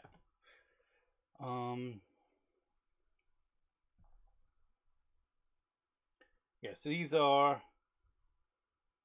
previous meeting, the 10th, and that was, again, the pro forma, and the next meeting is the 17th.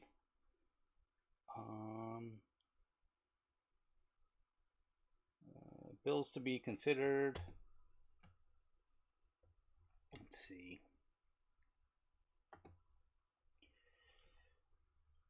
Yeah, so the bills. Yeah, so they don't have any. Their last update was September, so they don't have. So yeah, they don't have anything scheduled at all, and eventually, assuming that this bill doesn't pass, eventually they're going to have to come back, because after November 21st, I believe it's November 21st, after the 21st, this bill that they've been working on, the HR 5321, I think that's the yeah, this is the continuing resolution. The bill provides continuity.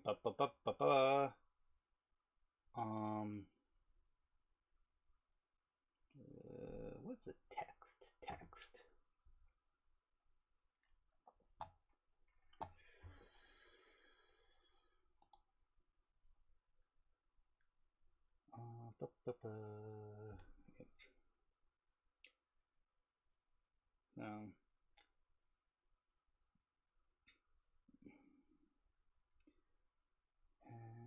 Let's see. Back.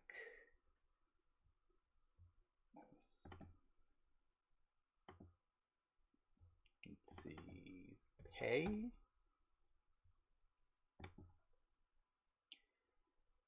Mandatory payments is budget. Mandatory payments.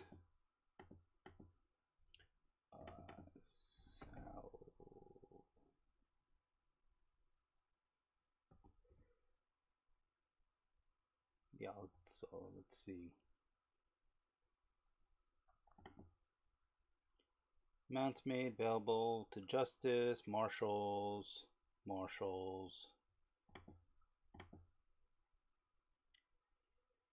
and expenses.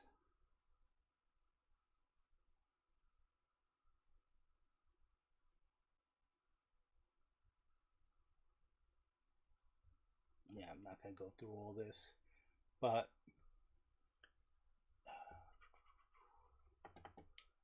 November. Yeah.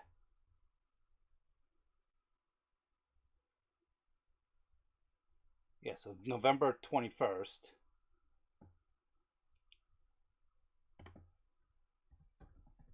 And that's mentioned. Let's see. Yeah, November 21st, November. So after November 21st, if this bill doesn't pass, they still need to. The House will still need to come back into session. On the Senate floor, let's see. Nominations. So,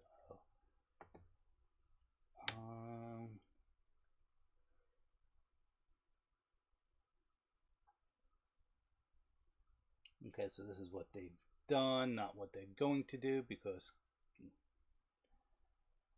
so there's 444 nominations.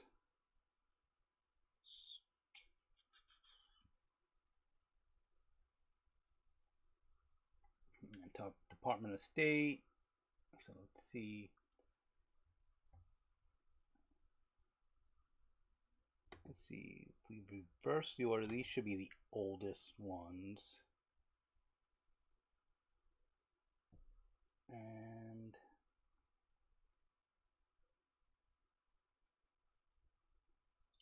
okay, confirmed. Is there a way to? I don't think there's a way to narrow out unconfirmed. Okay, I just want current Congress, so that should reverse some of these. Oh yeah, this is going back to the. Okay, so just in the. Okay, that made the number jump up. I don't know why.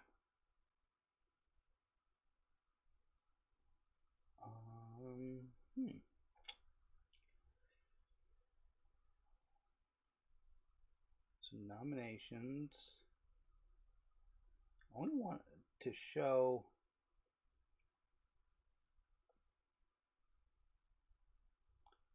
Yeah, let's look at civilian.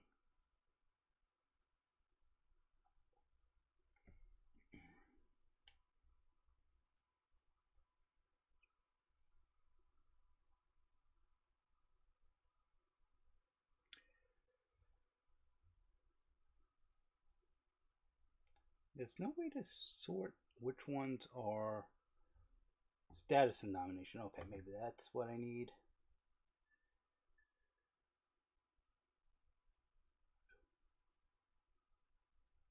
Yeah. Yeah, these are all ones that have recently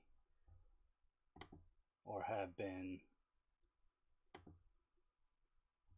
Do I want ascending or do I want descending?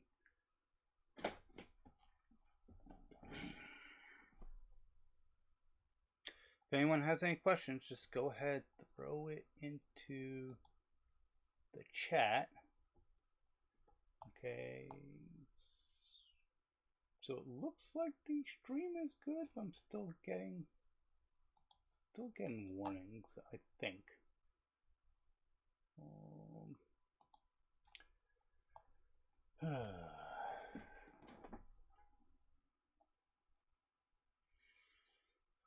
Okay, Department of State, Marshall. These were all within the last couple weeks. Department of Labor, Department of Justice. Yeah, Federal Labor Relations Authority. I don't know what the status of that is. Some judges.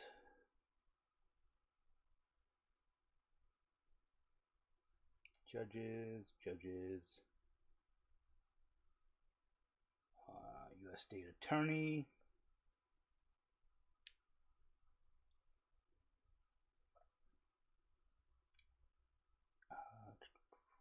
be the first export import bank of the United States. I'm not even sure what that is.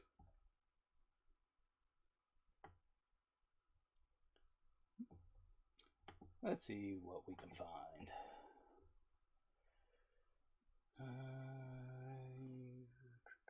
Yeah, and we'll just go with Wikipedia. We could go with there. Is official export credit agency, operating a wholly owned federal government corporation. The bank consists of finance and for U.S. exports of goods and services. Okay.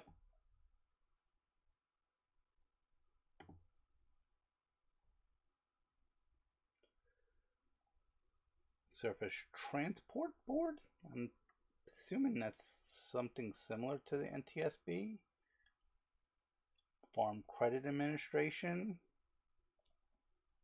And there's the NTSB, National Transportation Safety Board. Okay. Department of State. CIA. Metropolitan Washington Airport Authority. Okay. There are so many.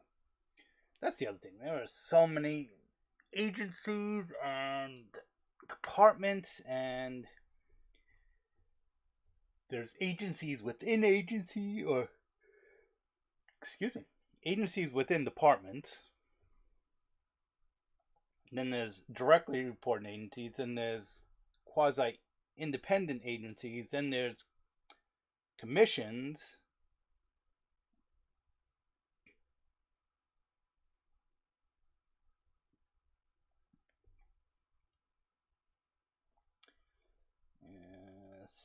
Assistant Secretary of Commerce.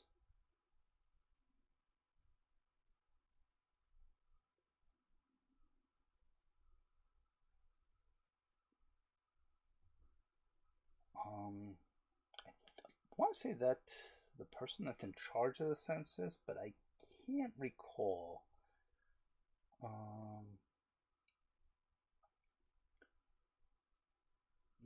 Federal Maritime Commission, Department of Labor, Commissioner of Labor Statistics, who is in charge of the Bureau of Labor Statistics.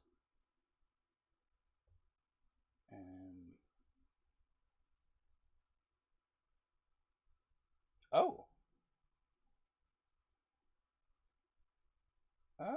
gee. So this was the labor numbers, and Erwin Antoni was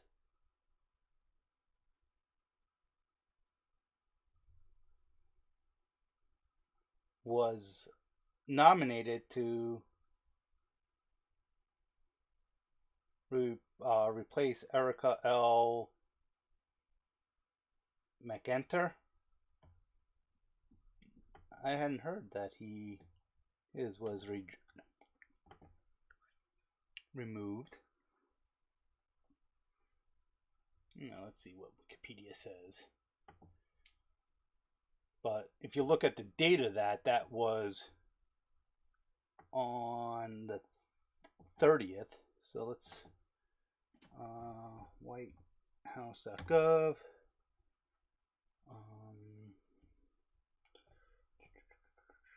There's something they changed the webpage. Probably. News, articles, presidential actions. That's what I wanted. Nominations and appointments. It should be under that.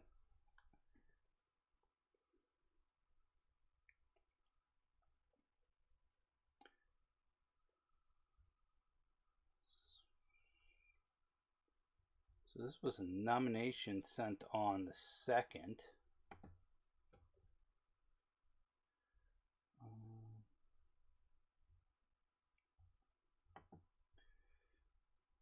Which is nominating. Yeah, and here's a withdrawal. But that other withdrawal does not. Let's see.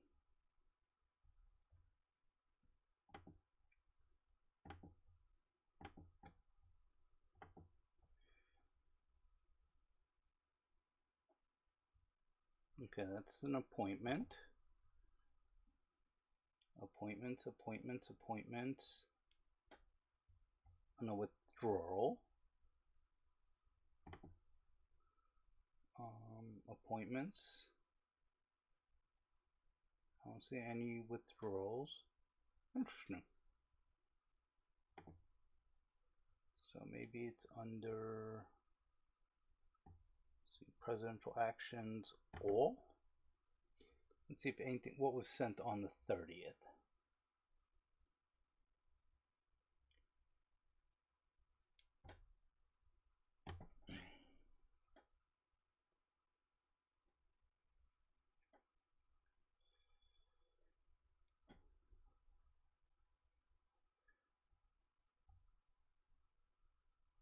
So this was sent on the 30th. This is sent on the 29th. And this, I think, is the one we already looked at. So,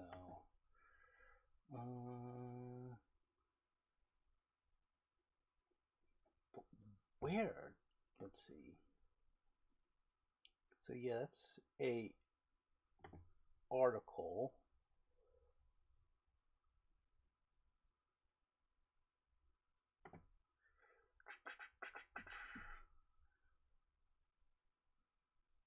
Yeah, sure, I agree.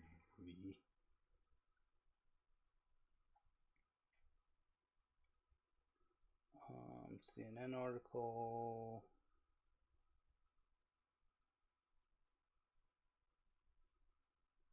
Yeah, let's see it.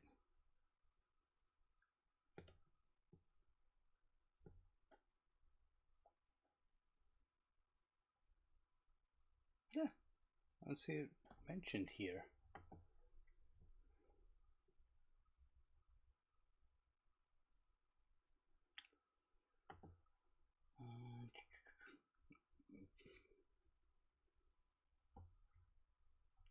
All actions.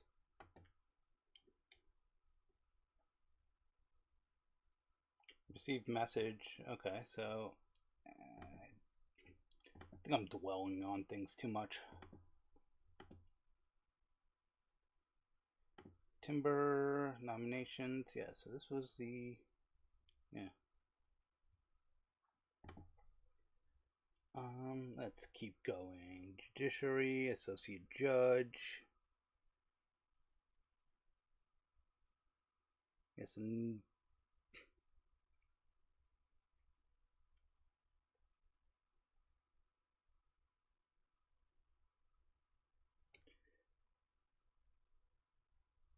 okay, so on the 9th they confirmed. There's one, that's a judge. Let's see. Let's see whichever ones have been confirmed. So refer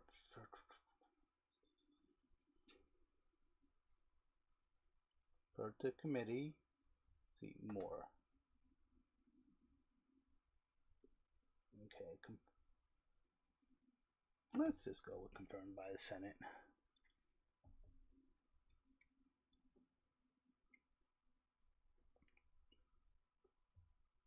Department of State, that was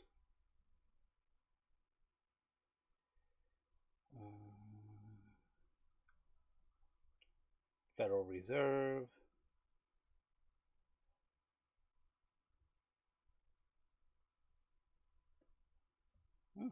Federal Reserve System, Stephen Moran, and that was by one vote.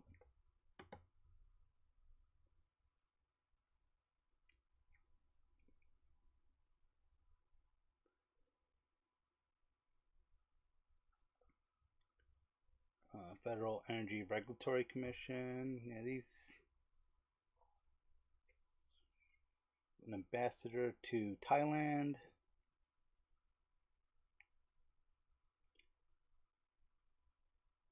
United States Attorney.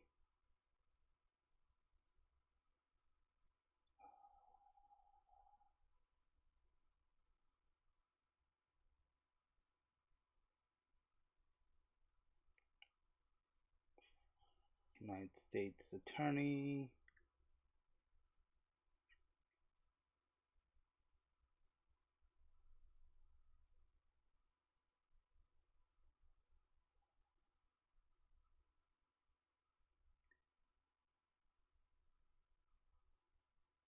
Okay, so he was confirmed to be the rank of ambassador to represent the United States of America and the Security Council of the United States. Okay. I guess these two are kind of synonymous, but they are different.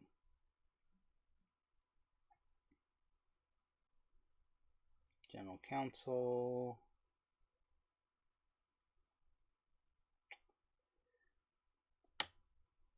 Let's see what else.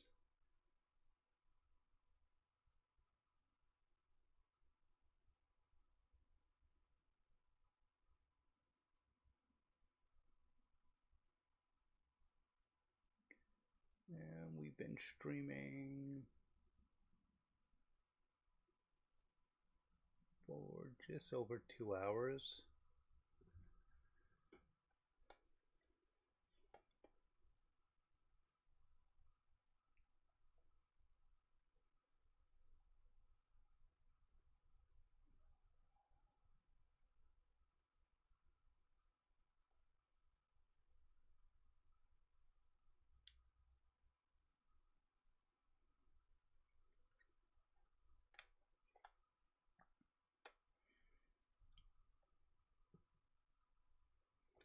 Okay, well, I'm going to go check on something real quick and see if we are going to continue this. If I can find something that I'm looking for, I will be back and we can work on that. If not, I may be ending this soon, so I'll be right back.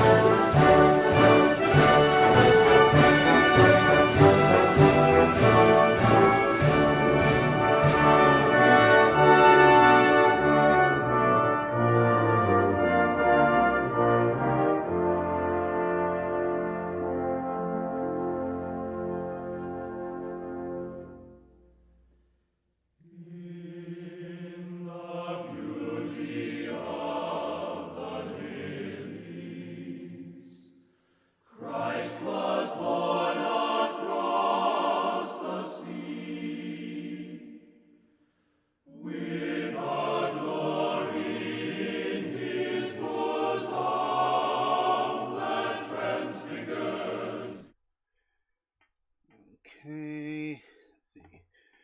So I didn't find what I was looking for. I was looking for a relay, but I did find this 12 volt, 3 amp power supply. And I'm going to check if this end would fit into one of my adapters. Yes, it would. So I can use this to do some tests with this relay. So I'm just planning some things out.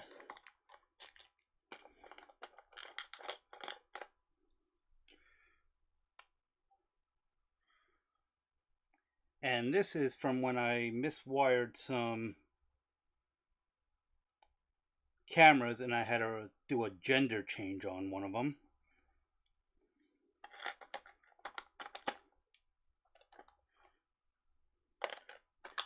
But luckily, I think I had to do a gender change on the... No, I think both sides of the cable both had a male BNC, so I didn't have to do a gender change. And yeah, that's what these are. These are... And I don't have one available that won't knock everything over. These convert from BNC to RCA. And I have the exact opposite. Hold on.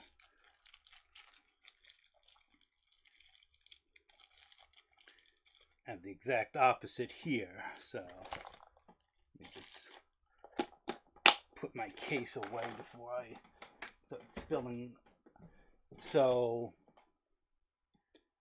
this essentially would be the same thing, but like if you had an RCA connection and you needed for the BNC, so I don't have any of my cameras available. No, I think they're all downstairs in another room. I don't feel like putting you guys on another hold, but on most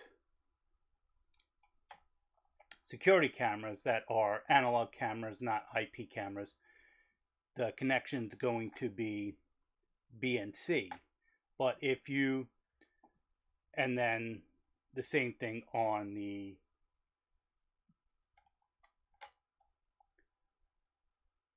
DVR. Yeah, I'm not going to grab one.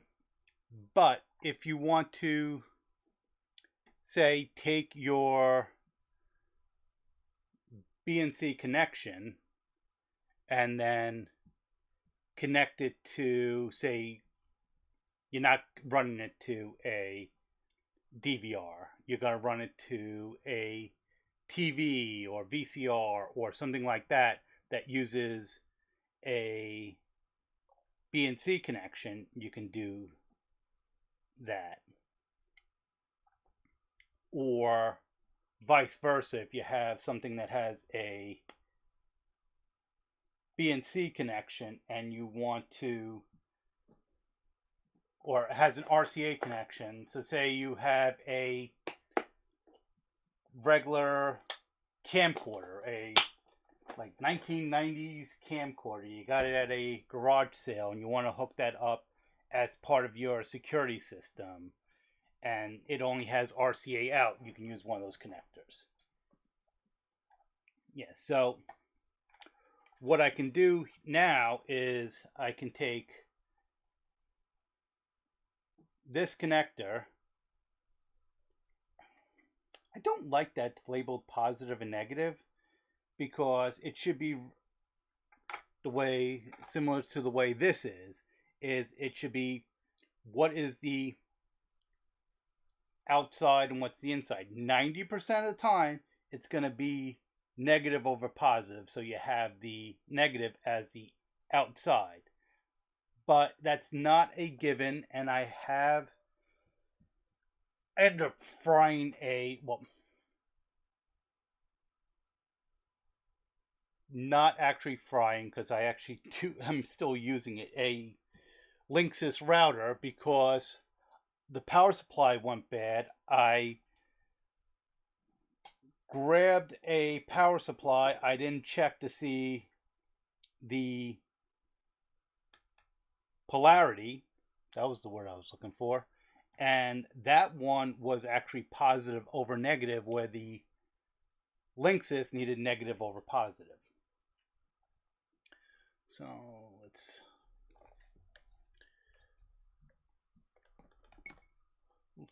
do a test. And we are going to testing continuity. And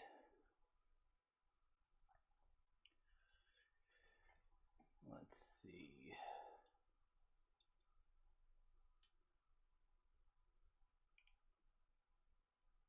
So if this is correct, yeah.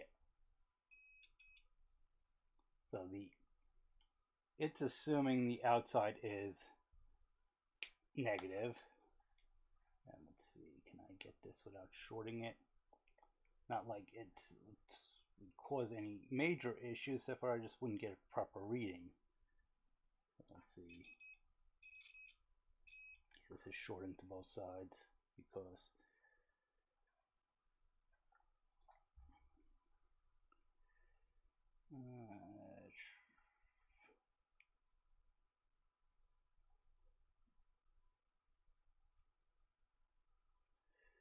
I can't get a good grip in there.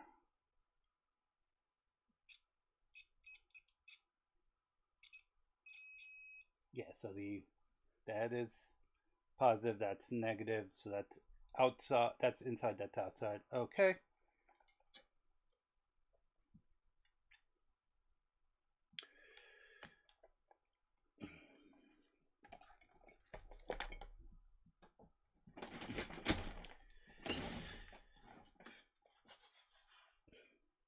Do I want to start wiring this up?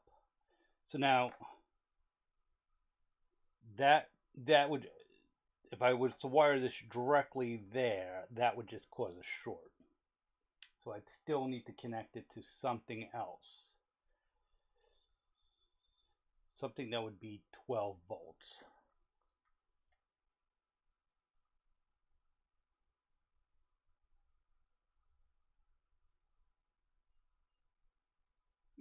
I know.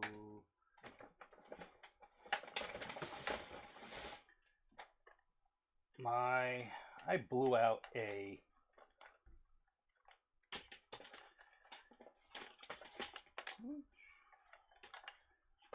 one of my air pumps. So actually I blew out two of them, so I could take that motor out because I want to test that motor. That's all the screws for this. But that one, I'm hoping to get that one working because I think that's just an electrical short. I think I blew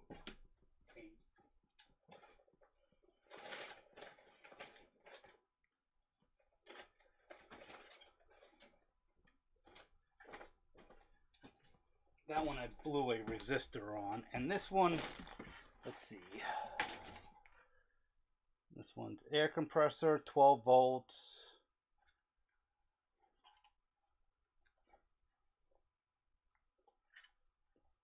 And does not say the current draw of this. And this one, I'm pretty sure I popped a gear on it.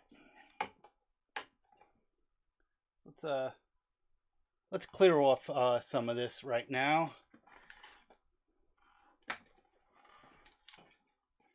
Maybe we'll work on that. Because this one I think has the fuse in here.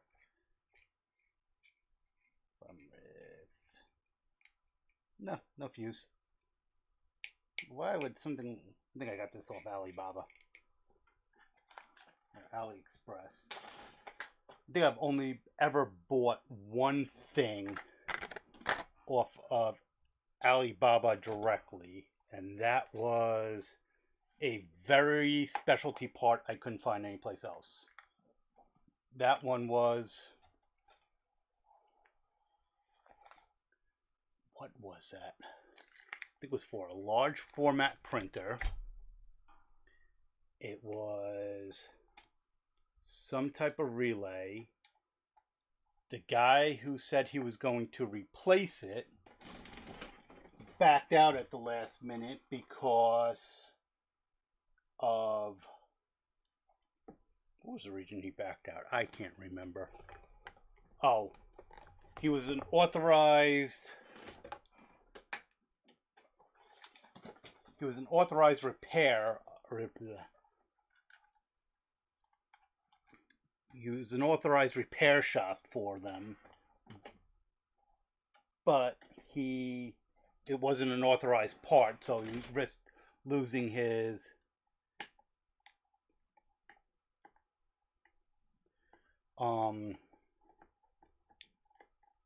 contract with them, and so he backed out after I ordered.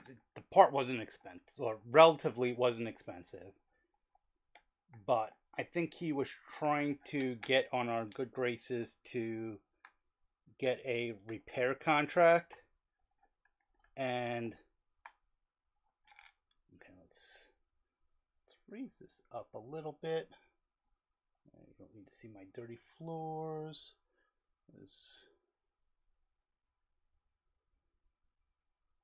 Yeah, that should be. Where did I put my little tweezers? Little, like, forceps tweezers. Okay, let's see how many of these screws fall out. Okay, 1.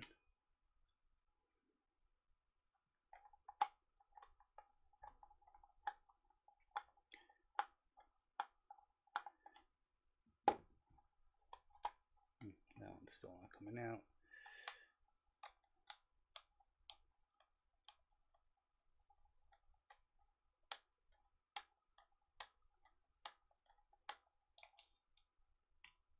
Two.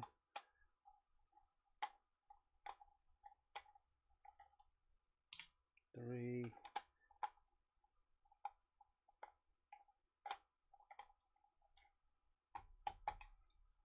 I don't know if that one's stripped. And let's see.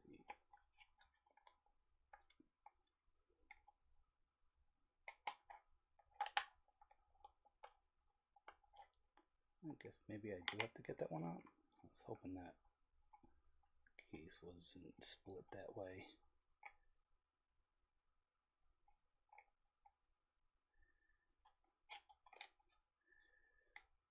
Okay.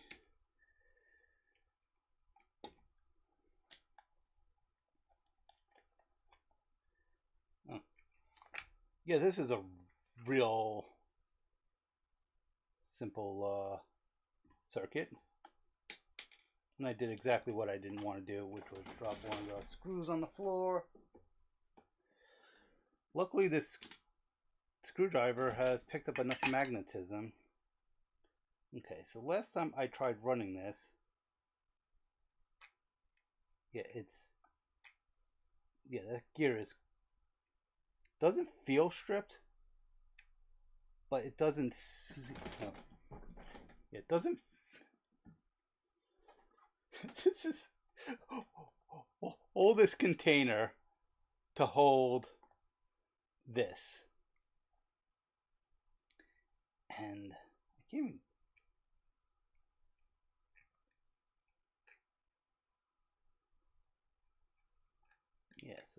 So right there is where the gears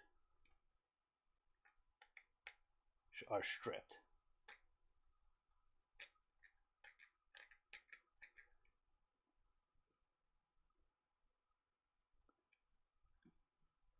So I don't even know how to fix that. But let's just, I think I'm going to need a different screwdriver tip, or am I, to get this out?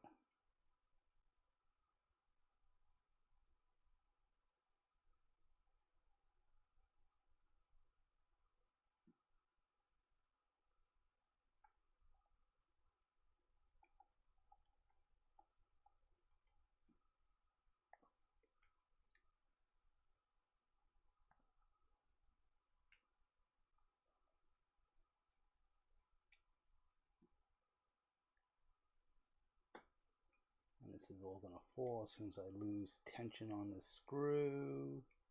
I have to make sure I hold it good. And put that screw there.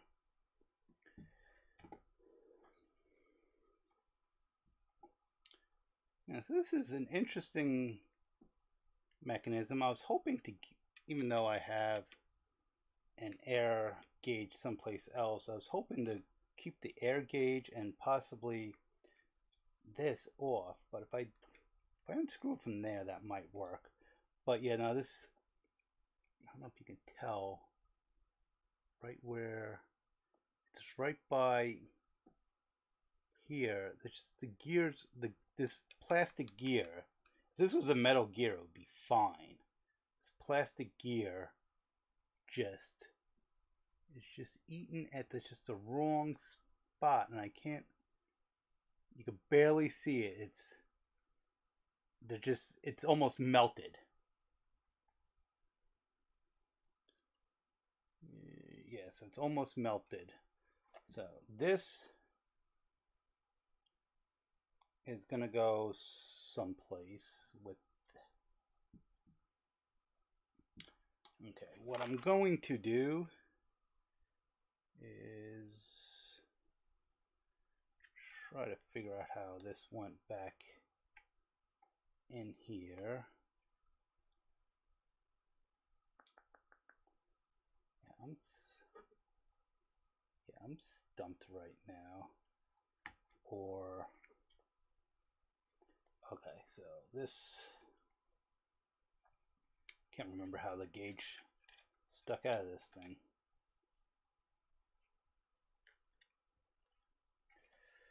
Give me a second. If I close this up, okay. So the power cord came out here, which I don't need the power cord anymore. And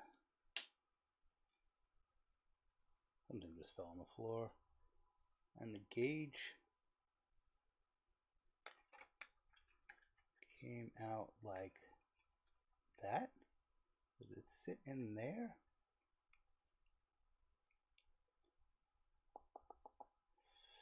Yeah, I think it sat in like that.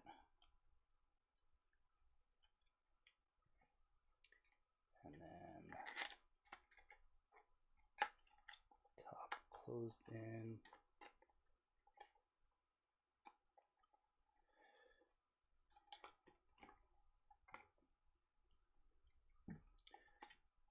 And you're probably asking yourself, what is he doing? Why is he bothering to put this thing that's clearly broken back? Just because I'd like to be able to possibly experiment with that. But it doesn't work. Okay. Put these screws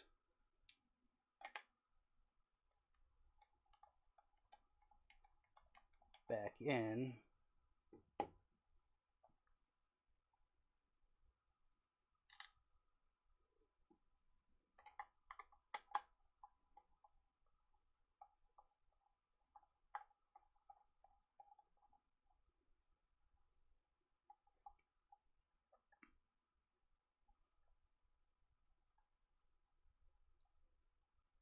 Okay, yeah, that one's stripped, so that's why that one didn't come out before. Okay, which ones did I put in already? Did I put this one in yet?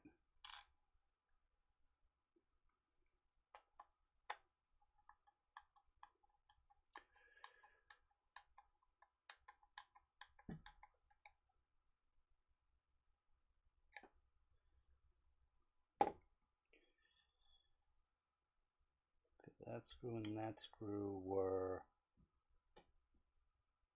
that screw and two. Did I not put the wrong screw in?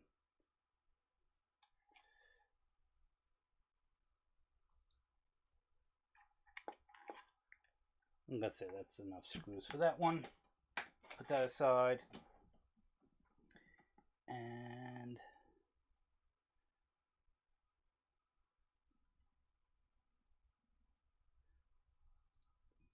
Yeah, I think I put the wrong screw in one of those because I don't think these are the.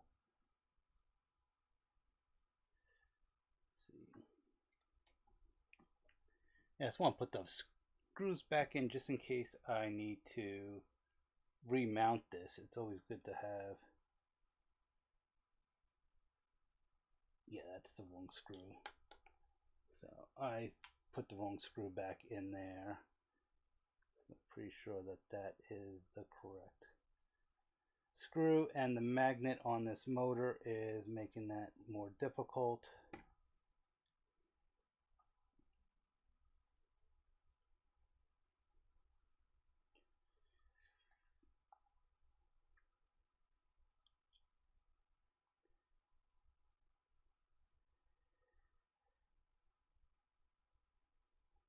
Okay, that's good enough. I don't know how deep that can go.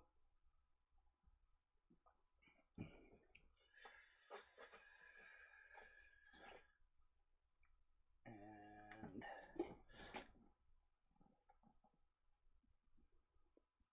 put this aside somewhere. Don't want to put near yeah, the magnet is catching everything. I need to be careful where I put that.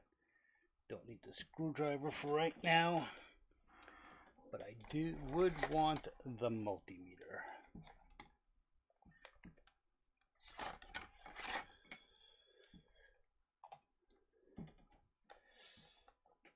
So that should be positive there. Not that it really makes much difference for what I am about to try to do. I'm going to see if I can induce a voltage. As soon as I find the negative lead.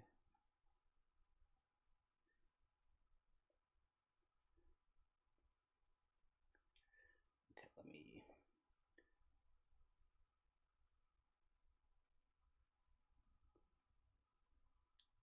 Okay, so I can generate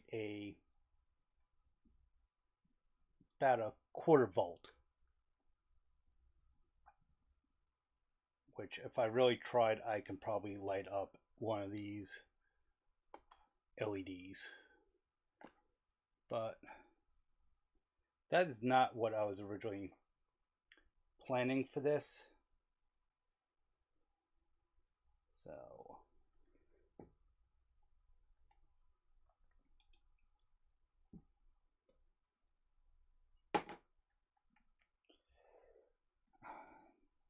this lead, that's, yeah, there's, let's go ahead and open this up again. So there's absolutely no, yeah, that's bare wires there. There's no fuse in this system. It was a, line that back up.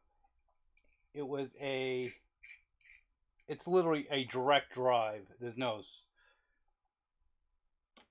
switch, there's no nothing. It was literally a direct drive of the motor,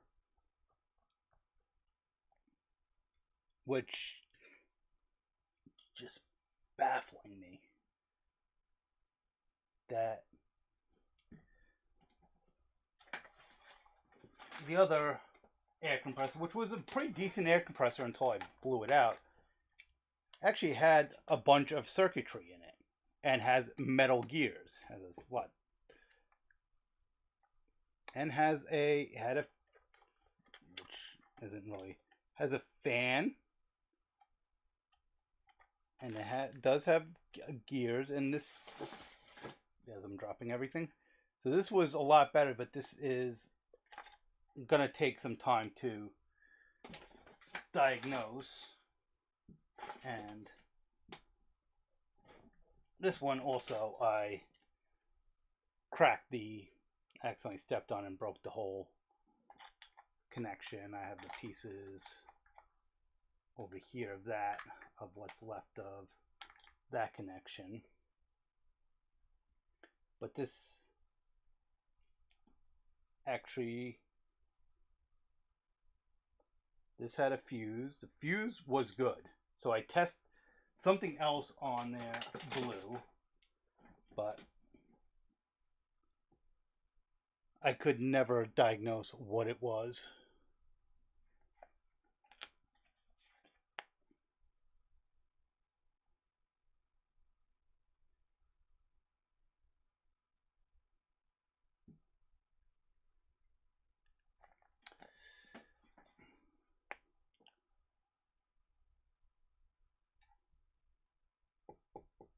So back to what I was going to do is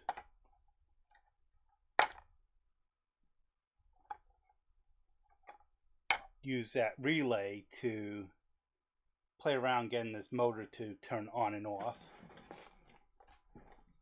And that should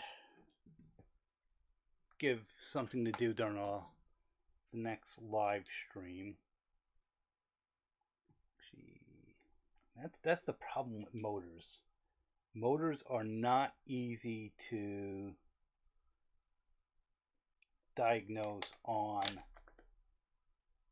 because it induces a current. So you can't just go, okay, it's so and so ohms. You really need something on there that tells you how much, what the current draw is. Because yeah, right here it's not 200 kilo ohms. It's not 20 kilo ohms.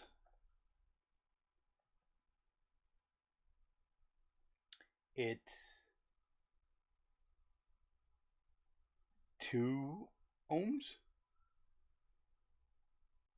Yeah, 2.5 ohms. That doesn't sound right.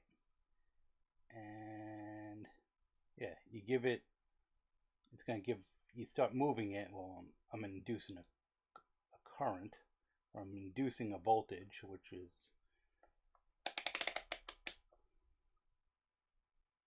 yeah.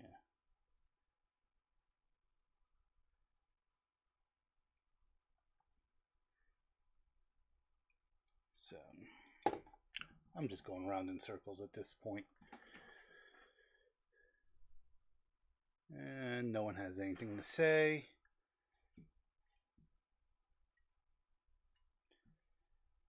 So that's, I think, going to be the project I am going to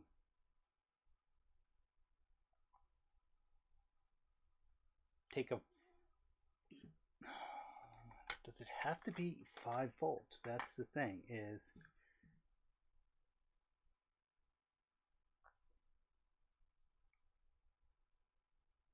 Type digital.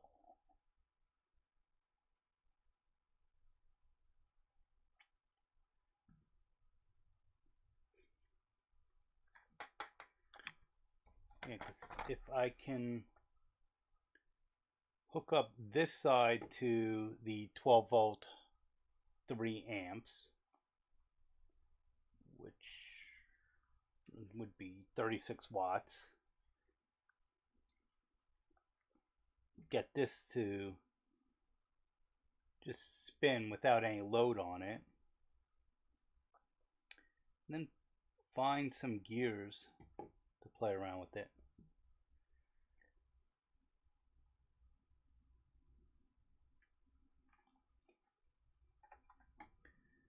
So there's that.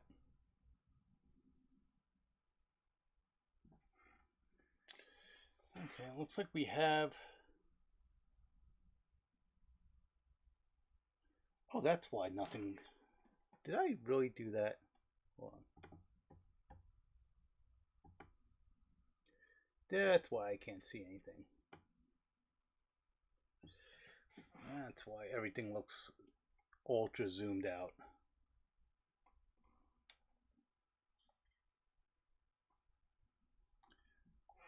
I had resized this at some point for some reason. And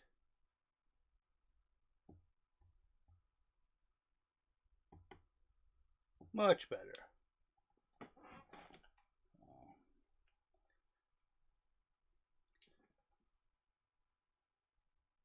Yeah, that'd be much better too. So now I need to find a home for this.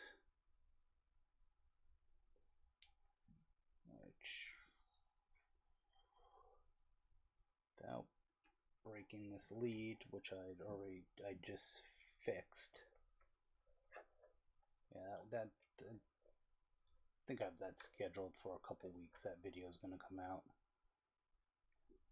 I try to pace things out when I post videos, unless something is really like time sensitive. I usually Wednesdays. Wednesdays are usually the time when I am posting or publishing the videos, and that's just gonna hang there because why not? So I got that piece. Put the multimeter back. Still have those other screws I need to find home for.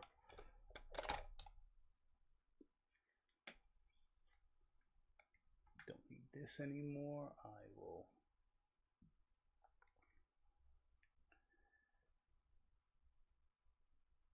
actually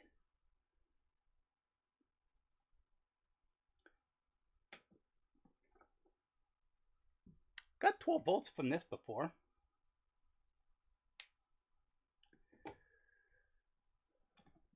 This is just asking for trouble. I know it is.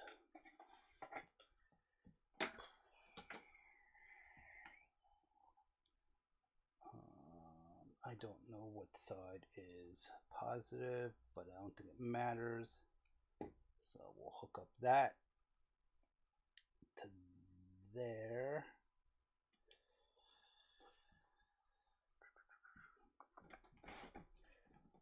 No, that's going to be a bad idea. So I'm going to hook up that to here. And that's going to jump as soon as I connect this.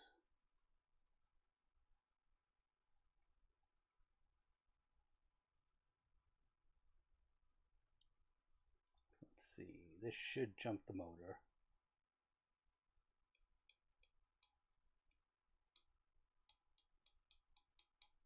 No. Could the motor be dead?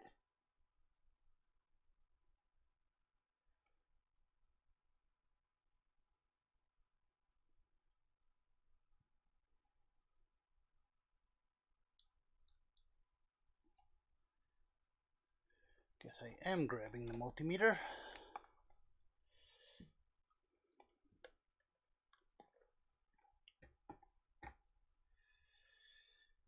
Okay, volts.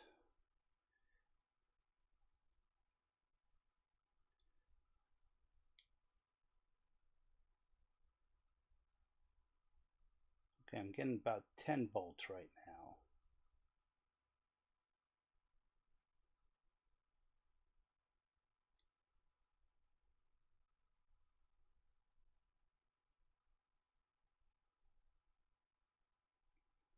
Which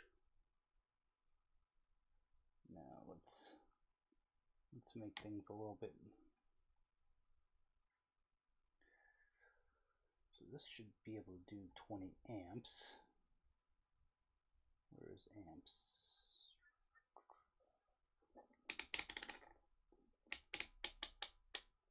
Amps AC.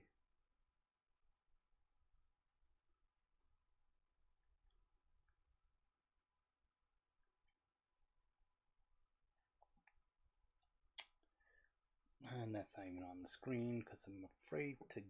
This will all of a sudden just jump. Yeah, so I have this at. So that's 20 milliamps. So I might be able to do there and go to 200 milliamps and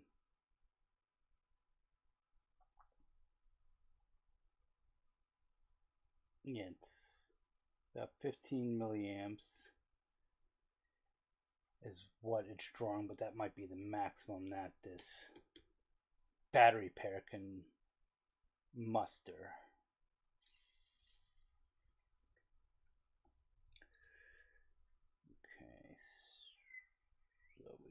attach that there and that there.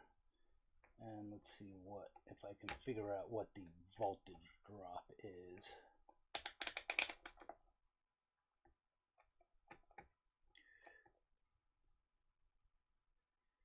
So this should be completing the circuit.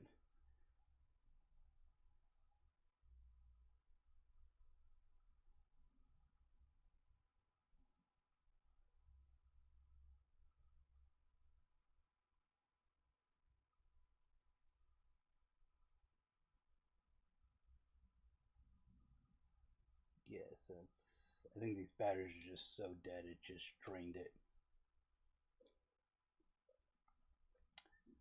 So, it was worth a shot.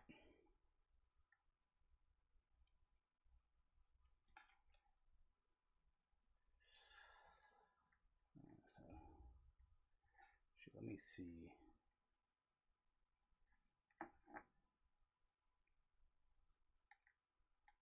Let's see what the voltage is now. Yeah, so with these two batteries earlier, I was able to get 12 volts. Now I'm barely getting. It's going up, which is really interesting. Okay.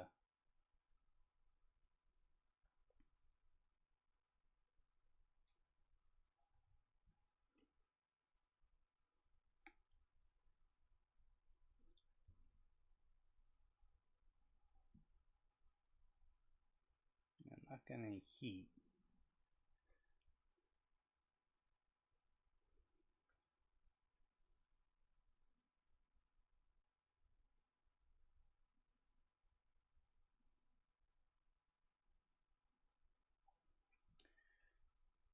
Well, that's going up. I'm just going to. Yeah, there is no. I cannot find any markings on this. Actually, oh, there's markings. Let's see. What does it say?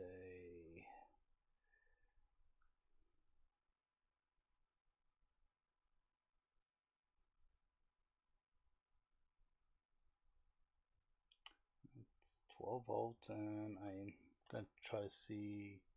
Yeah, too much of a glare there. Hold on, let me try to.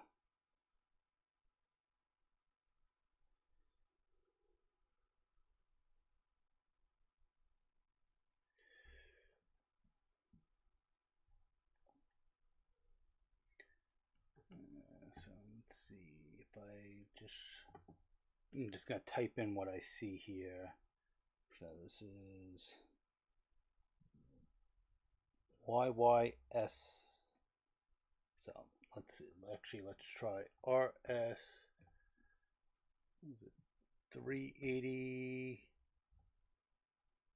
12V. Is that the correct one? Yeah, RS 12. Okay. Yep, it found the motor. And this is up to 10 volts, so it's slowly recovering 10.11 volts. So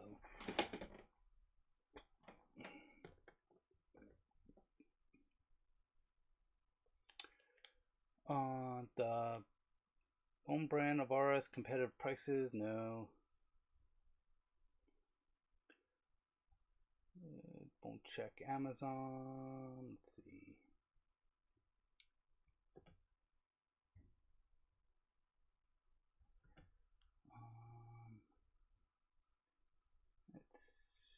Let's see how much Amazon wants. Nope, that's an Amazon ad.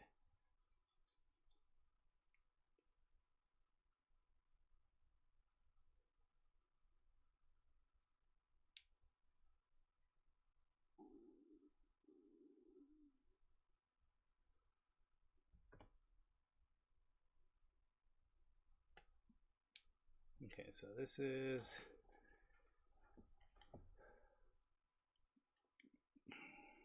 looks like the same motor.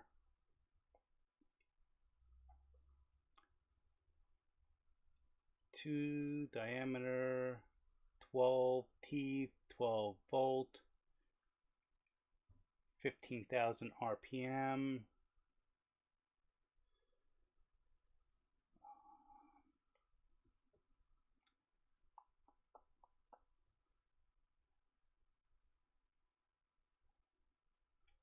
100 grams. 4. Yeah, it's about right. Yeah. I find it odd that they put the 2 weight on the opposite end of the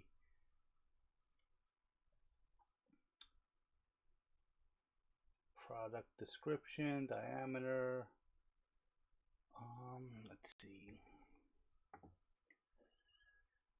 Let's see. Current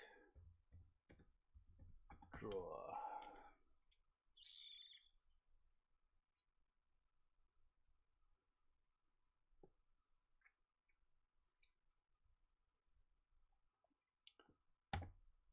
This is the right spec sheet.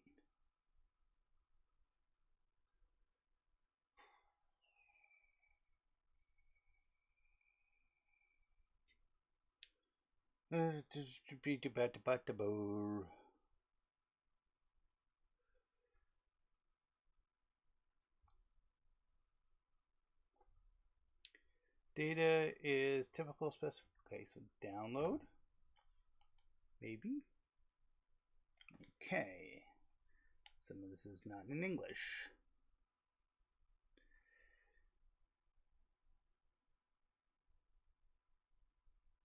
Okay. So should be able to run with 4.8 volts. Okay.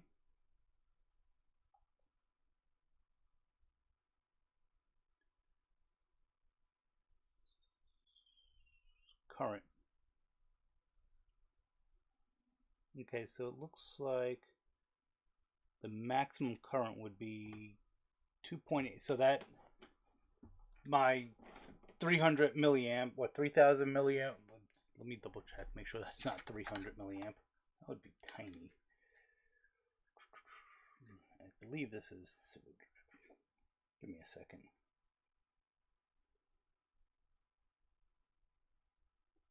Yeah, 3000 milliamp, which, for those that don't know, 3000 milliamps is 3 amps. Why, oh why do they not list things in amp? Okay. Yeah, I think I'm tired of ranting about that. If anything, it's scientific notation. It's metric and scientific notation or I think if you're doing it by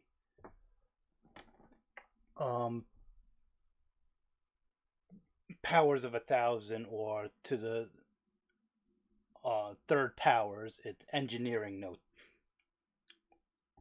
Let's see, engineering notation. I might be remembering this wrong.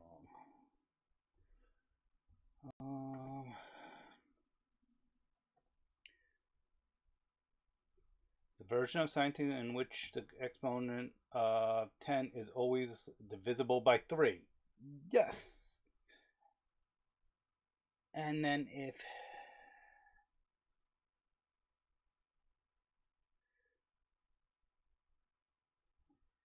and then there's form frequency counter. First calculus. So engineering notation did not exist prior to the 60s? Wow. I figured with metric it would Commodore. Yeah, so you would, so if you had 3000 milliamps, it would be 3 amps. That's just the way it works.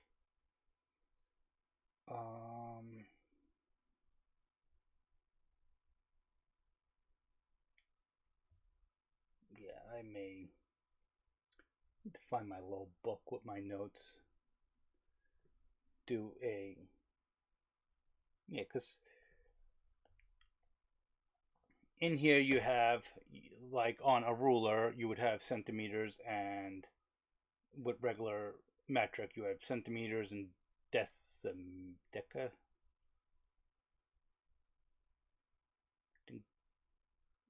because the decameter would be just below kilometer.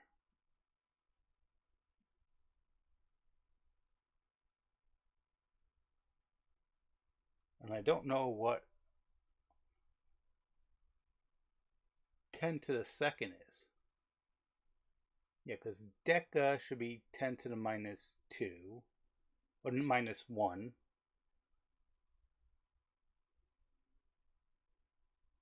Centi is 10 to the minus... So yeah, centi is 10 to the minus 2, deca is 10 to the minus 1. Okay, that should actually be under scientific notation, should have the full range. Possibly. Normalized notation, any real number can be written 10 to the n, okay.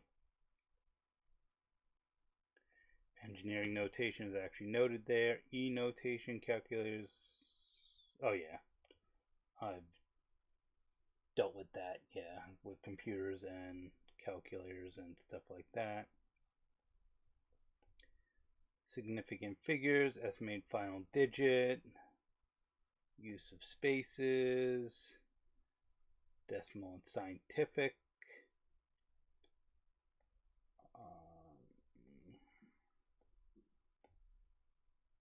What I really should, floating point numbers, what I really should be looking at is metric prefixes.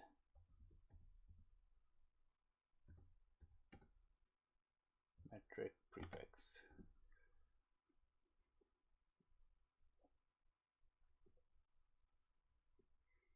Yeah, so deci is 10 to the minus 1, deca 10 to the minus 10 to the plus 1, or 10 to the 1.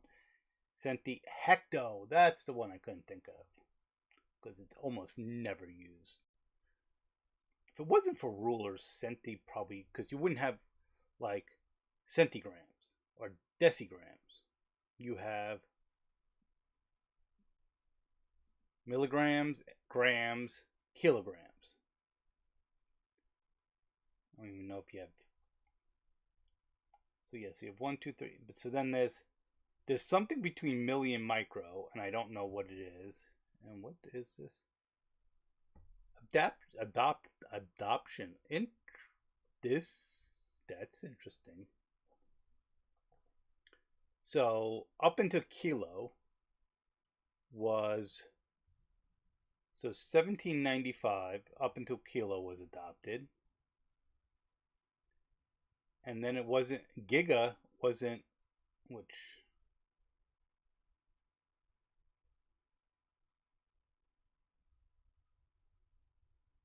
1960s, but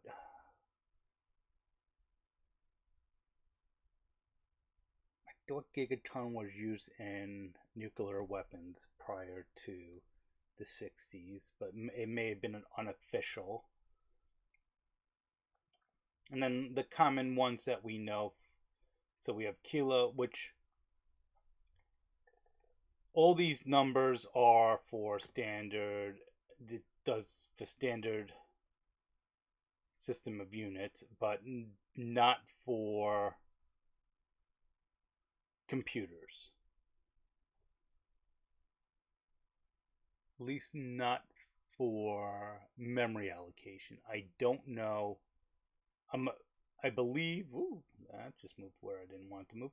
I believe frequency for CPU speeds and memory speeds. So I think Hertz is always in a decimal format of 1 to the 6, whereas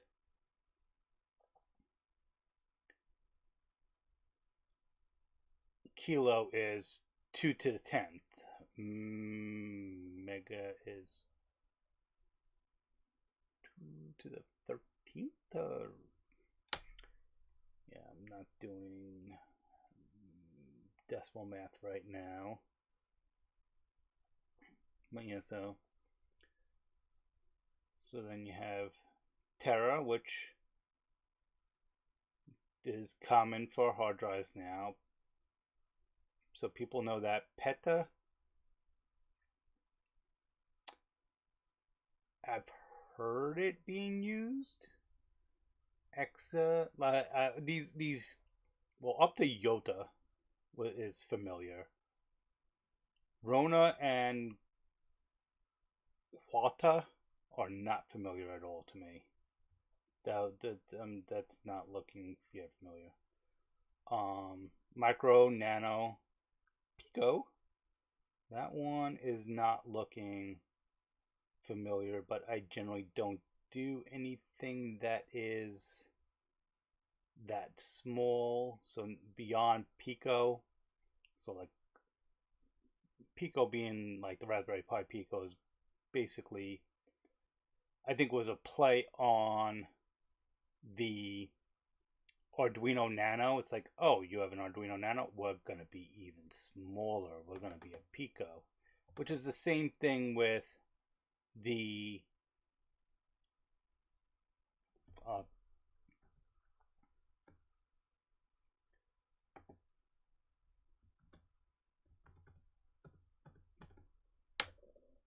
the Editor Nano, which was a version of Pico, or which, so Pico was originally the Pine Compositor. So it was, so let's see, Nano, not Nano, man, Pico. So let's see, yeah, it just runs it in there. Let's see if it gives a Nano is a small friendly. It took the freeze and play date. I don't think it really gives a history here.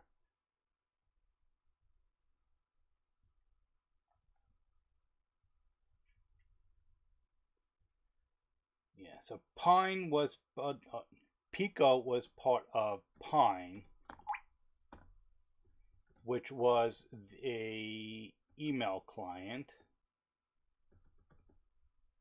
And this is why I need to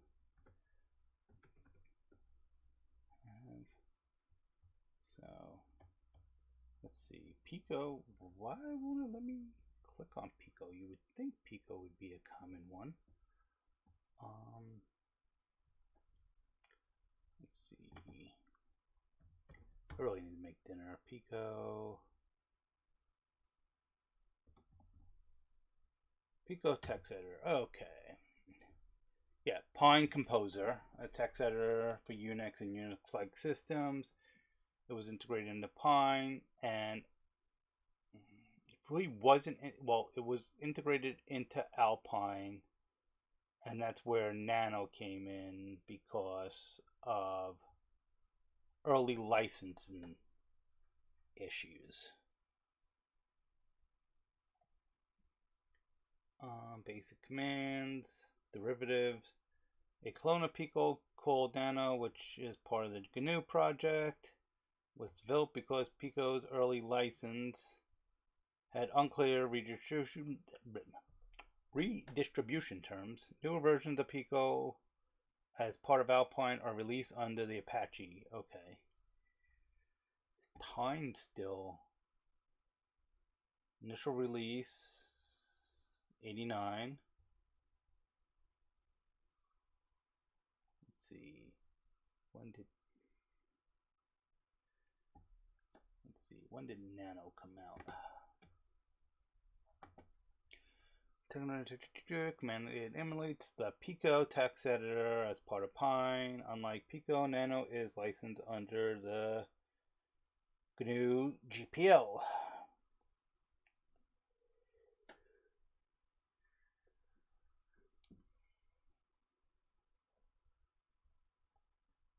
Yeah, these recursive the acronyms are just, they are very prevalent in here, in mainly within GNU. Just like GNU is not Unix, is yeah. Does it even say that? Yeah, GNU is not Unix. The initial release in '99.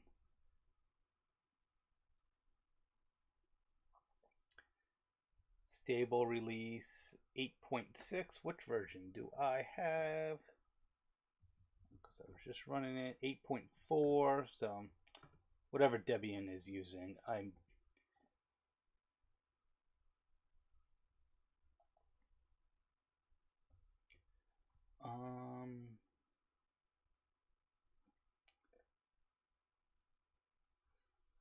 yeah, not much there. For a commonly used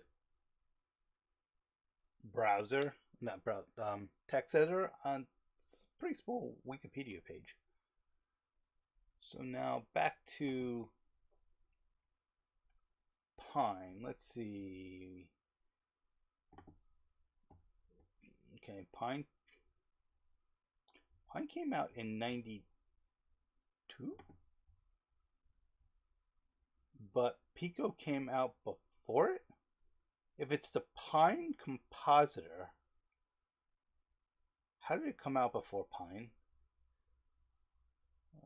It doesn't have a history. That's just interesting.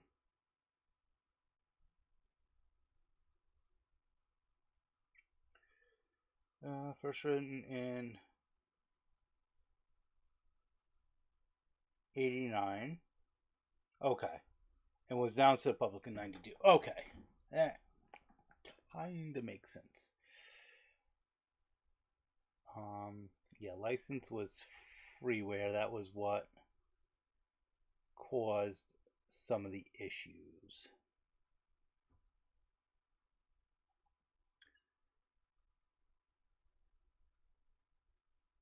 Pine is not Elm.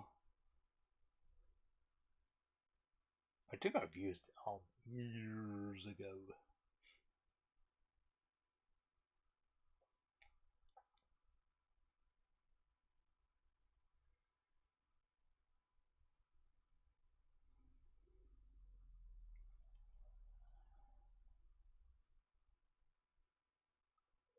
Up into 3.9, Pine was license was similar to BSD and stated that permitted copy and modification granted. The university registered the trademark of Pine name, computer program to use in communication, and '95 from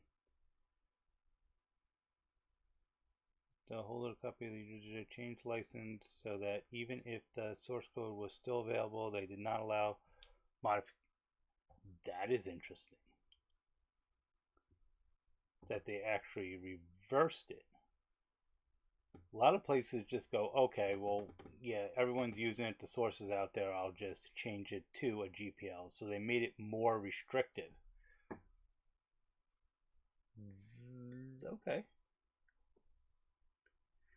And React, okay, so that's, so it wasn't that it was a restrictive license and people all of a sudden realized it was a restrictive license and then forked the project. They made it more restrictive.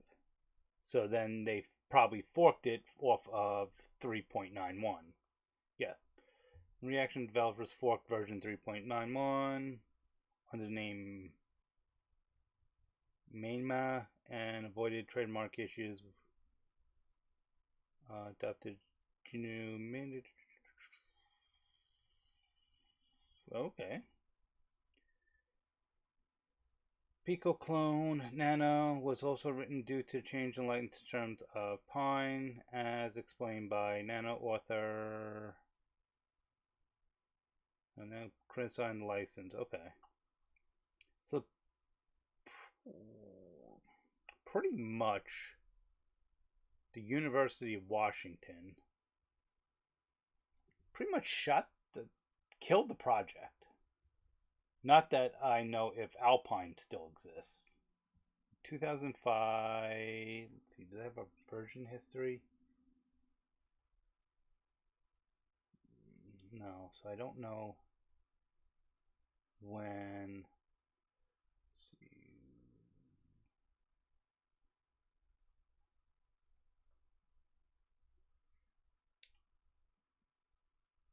yeah, so it looks like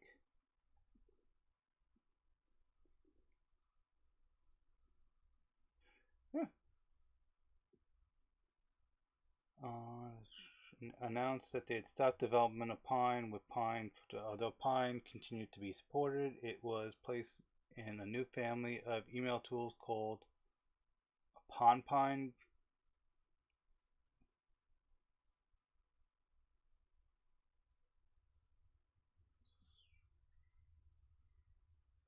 So, did the University of Washington? Yeah.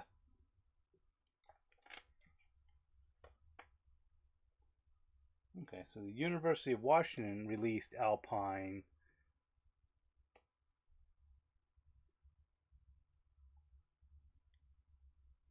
Okay, so they didn't. Okay. Oh. Let me see. History. Okay, University of Washington. Okay, so they kind of figured out that they needed to.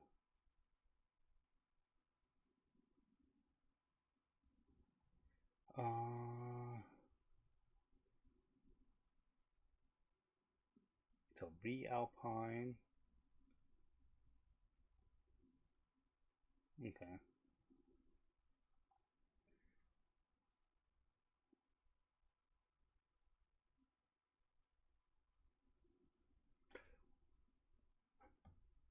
Interesting.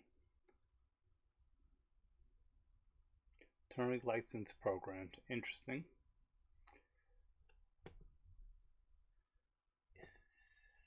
Let's go ahead and take a look at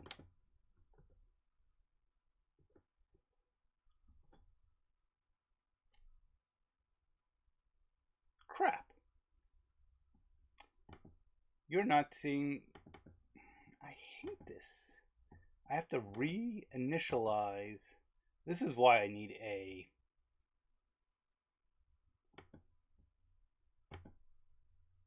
Yeah, this is. So you didn't see any of this before. You just saw a blank screen, which is. Oops. So you didn't see any of this. You saw just a command prompt. So let's do apt search Alpine. Let's see if it's still in the repository. Yes. With 2.26.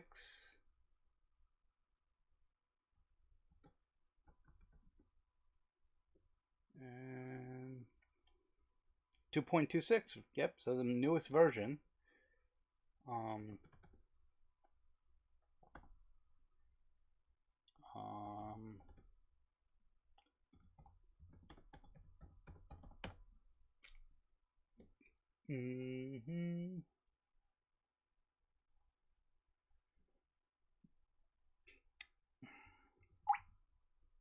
I'd probably have to set up a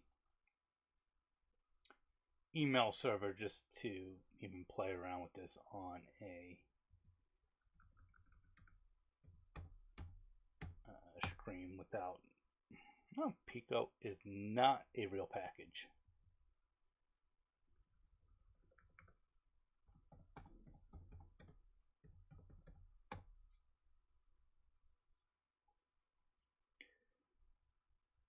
Alpine Pico. Okay. E3 flash ROM. Pico container. PicoCom, a minimum dumb terminal emulation. Oh, yeah, I've used PicoCom. I think I've used PicoCom on this channel.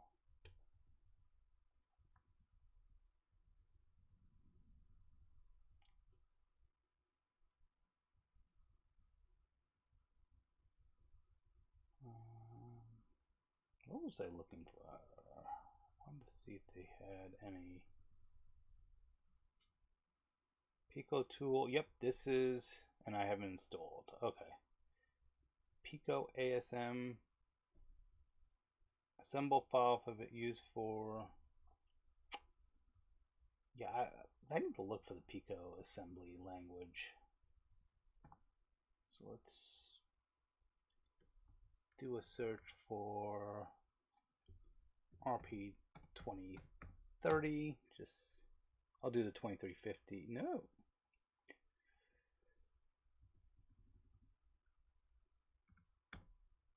Oh, 2040. That's what I meant to write. Okay, so the software development kit is there, and Pico tool, which I have installed. So I might do the software development kit as a, and I do apologize because I need to move this over here. So people remember to subscribe.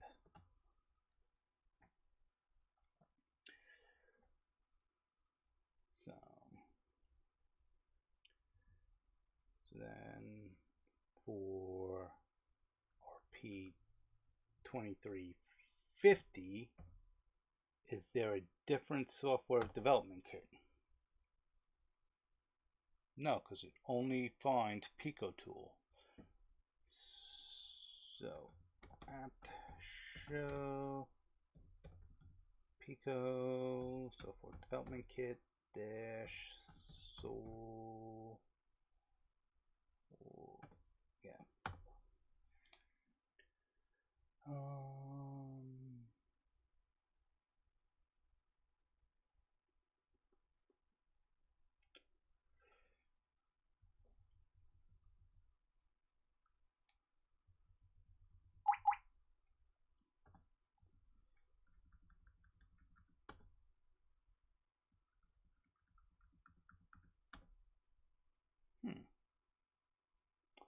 So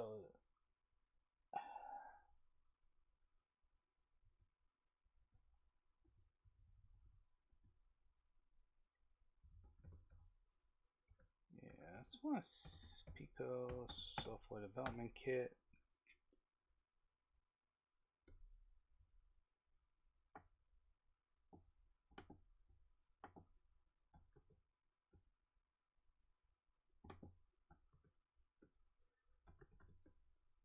Let's do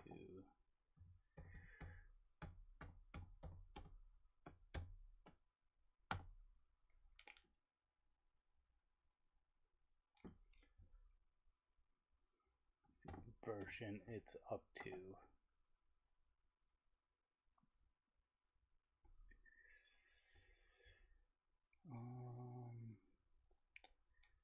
Okay, so 2.2 and I have 2.11. Let's see if I can see what the difference is between minor releases, fixes bugs, and 2.20.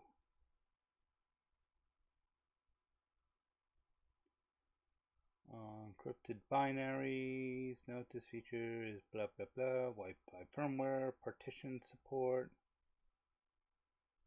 new library, okay, notable library changes, added, okay.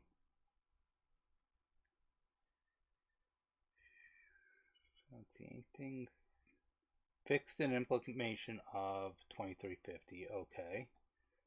So 2.1.1, which is what Debian has.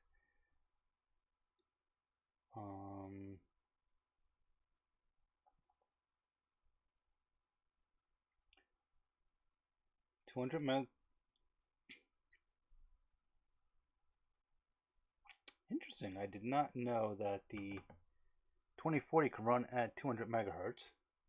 I thought it was stuck at 150.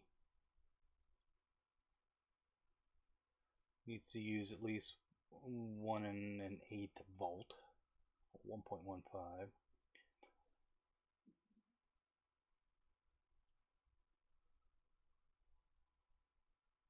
Oh, 125 and then 150. Okay. By default, performs clock setup for you when you enters main. If you haven't customized the clock configuration, okay. With this version, you can now select 200 megahertz for the 2040. Okay.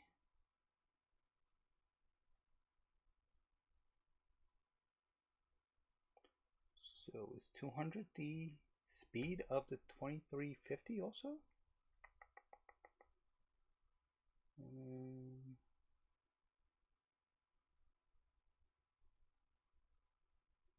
Let's see the version before here.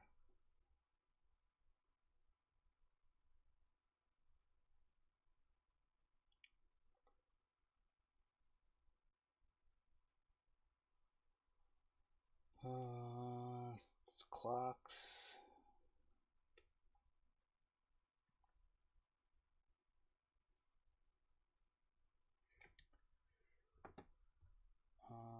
RP 2020 RP 2350 clock speed. Let's see.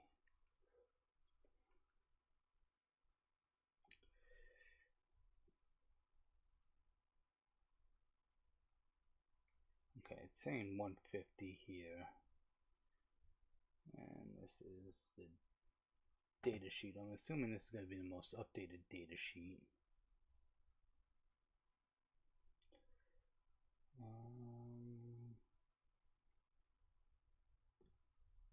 That's the thing. With data sheets, you should have a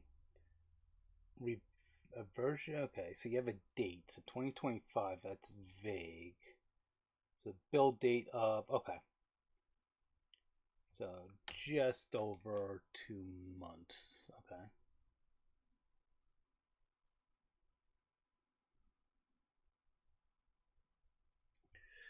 Let's do a search for clock. So clock speed.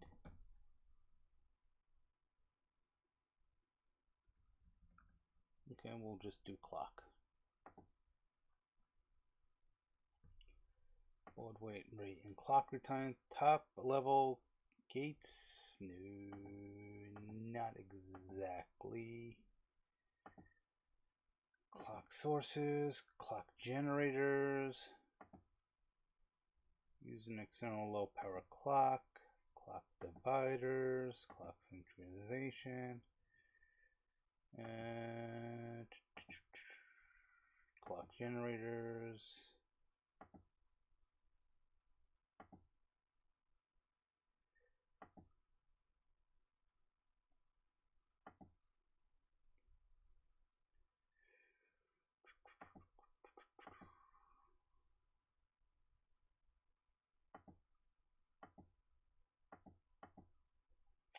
Not finding what I'm looking for.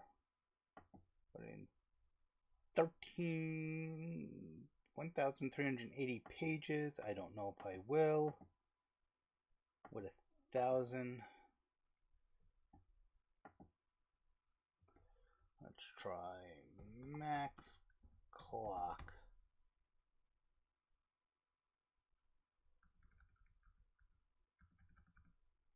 Clock underscore. Let's try underscore clock. Nope. And I close that window, so I don't even know what the... Oh, it's finding stuff. Finding weird stuff that I... Okay, so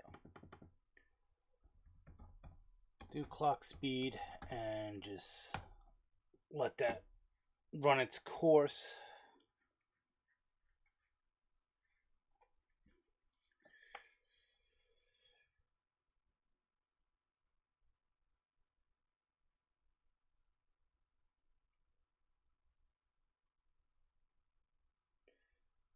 Okay, given an effective clock speed, okay. Though not designed for computer, turning complete. Clock speed. Clock USB. Control requires clock USB to be running at. Okay, that's not what. Yeah, not the USB clock.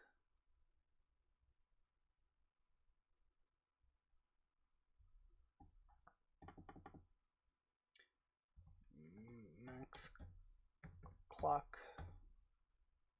Let's see if that finds anything.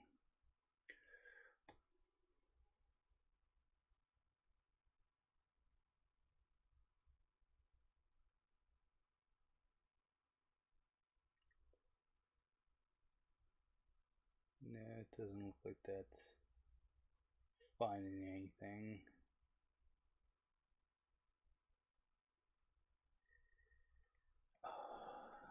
Okay, let's start closing some of these windows down.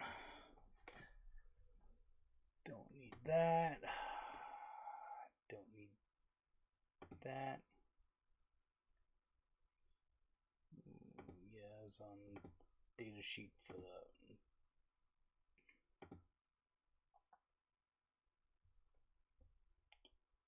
next meeting is, oh, that's that pro forma today. Let's refresh this, see if there's an update. We're going until 8 o'clock. It's 8 o'clock. Okay, next meeting is tomorrow at 10 a.m. and I don't know what they're going to vote on, but I probably won't be around to do a live stream anyway, so there's that. That's still going. Relays, Pico. Yeah, playing around with OBS. These are all the things we did today, or I did today, and you guys just watched. Well, not just watched, but I appreciate you watching. Let's see. I don't know how I just did that. That wasn't what I meant to do.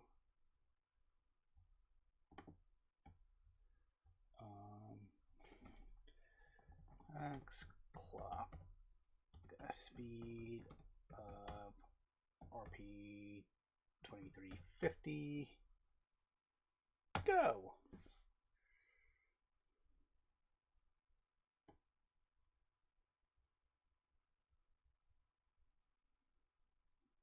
Maybe go. Possibly go.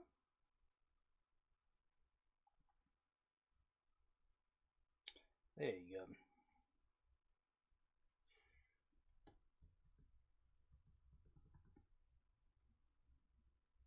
I'm not max.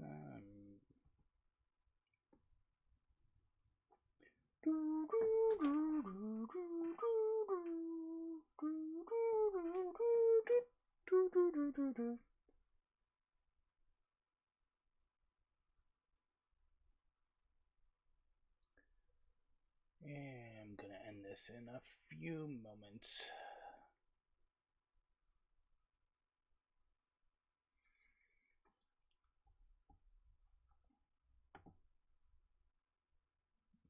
Close that up. Start tidying some of this stuff up.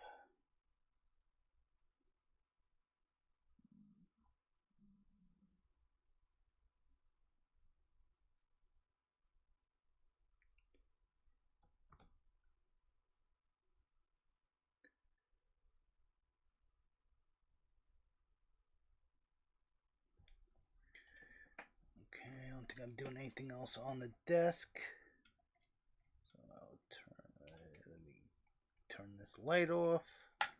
Oh, disconnect this batteries because I left those connected to something.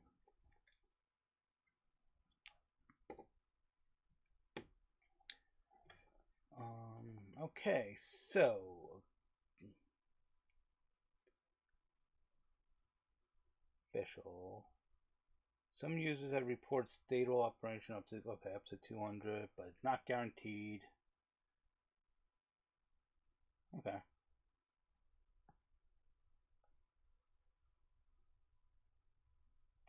No, I don't want you to show me that. I'm just going to end the stream. I'm going to end it with the break video, and unless anyone has any questions, going once, going twice, thank you for watching.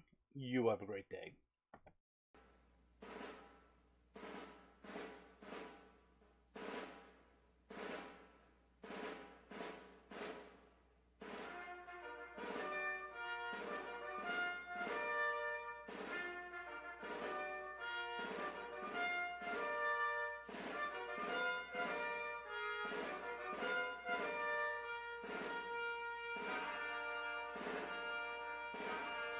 Mine eyes have seen the glory of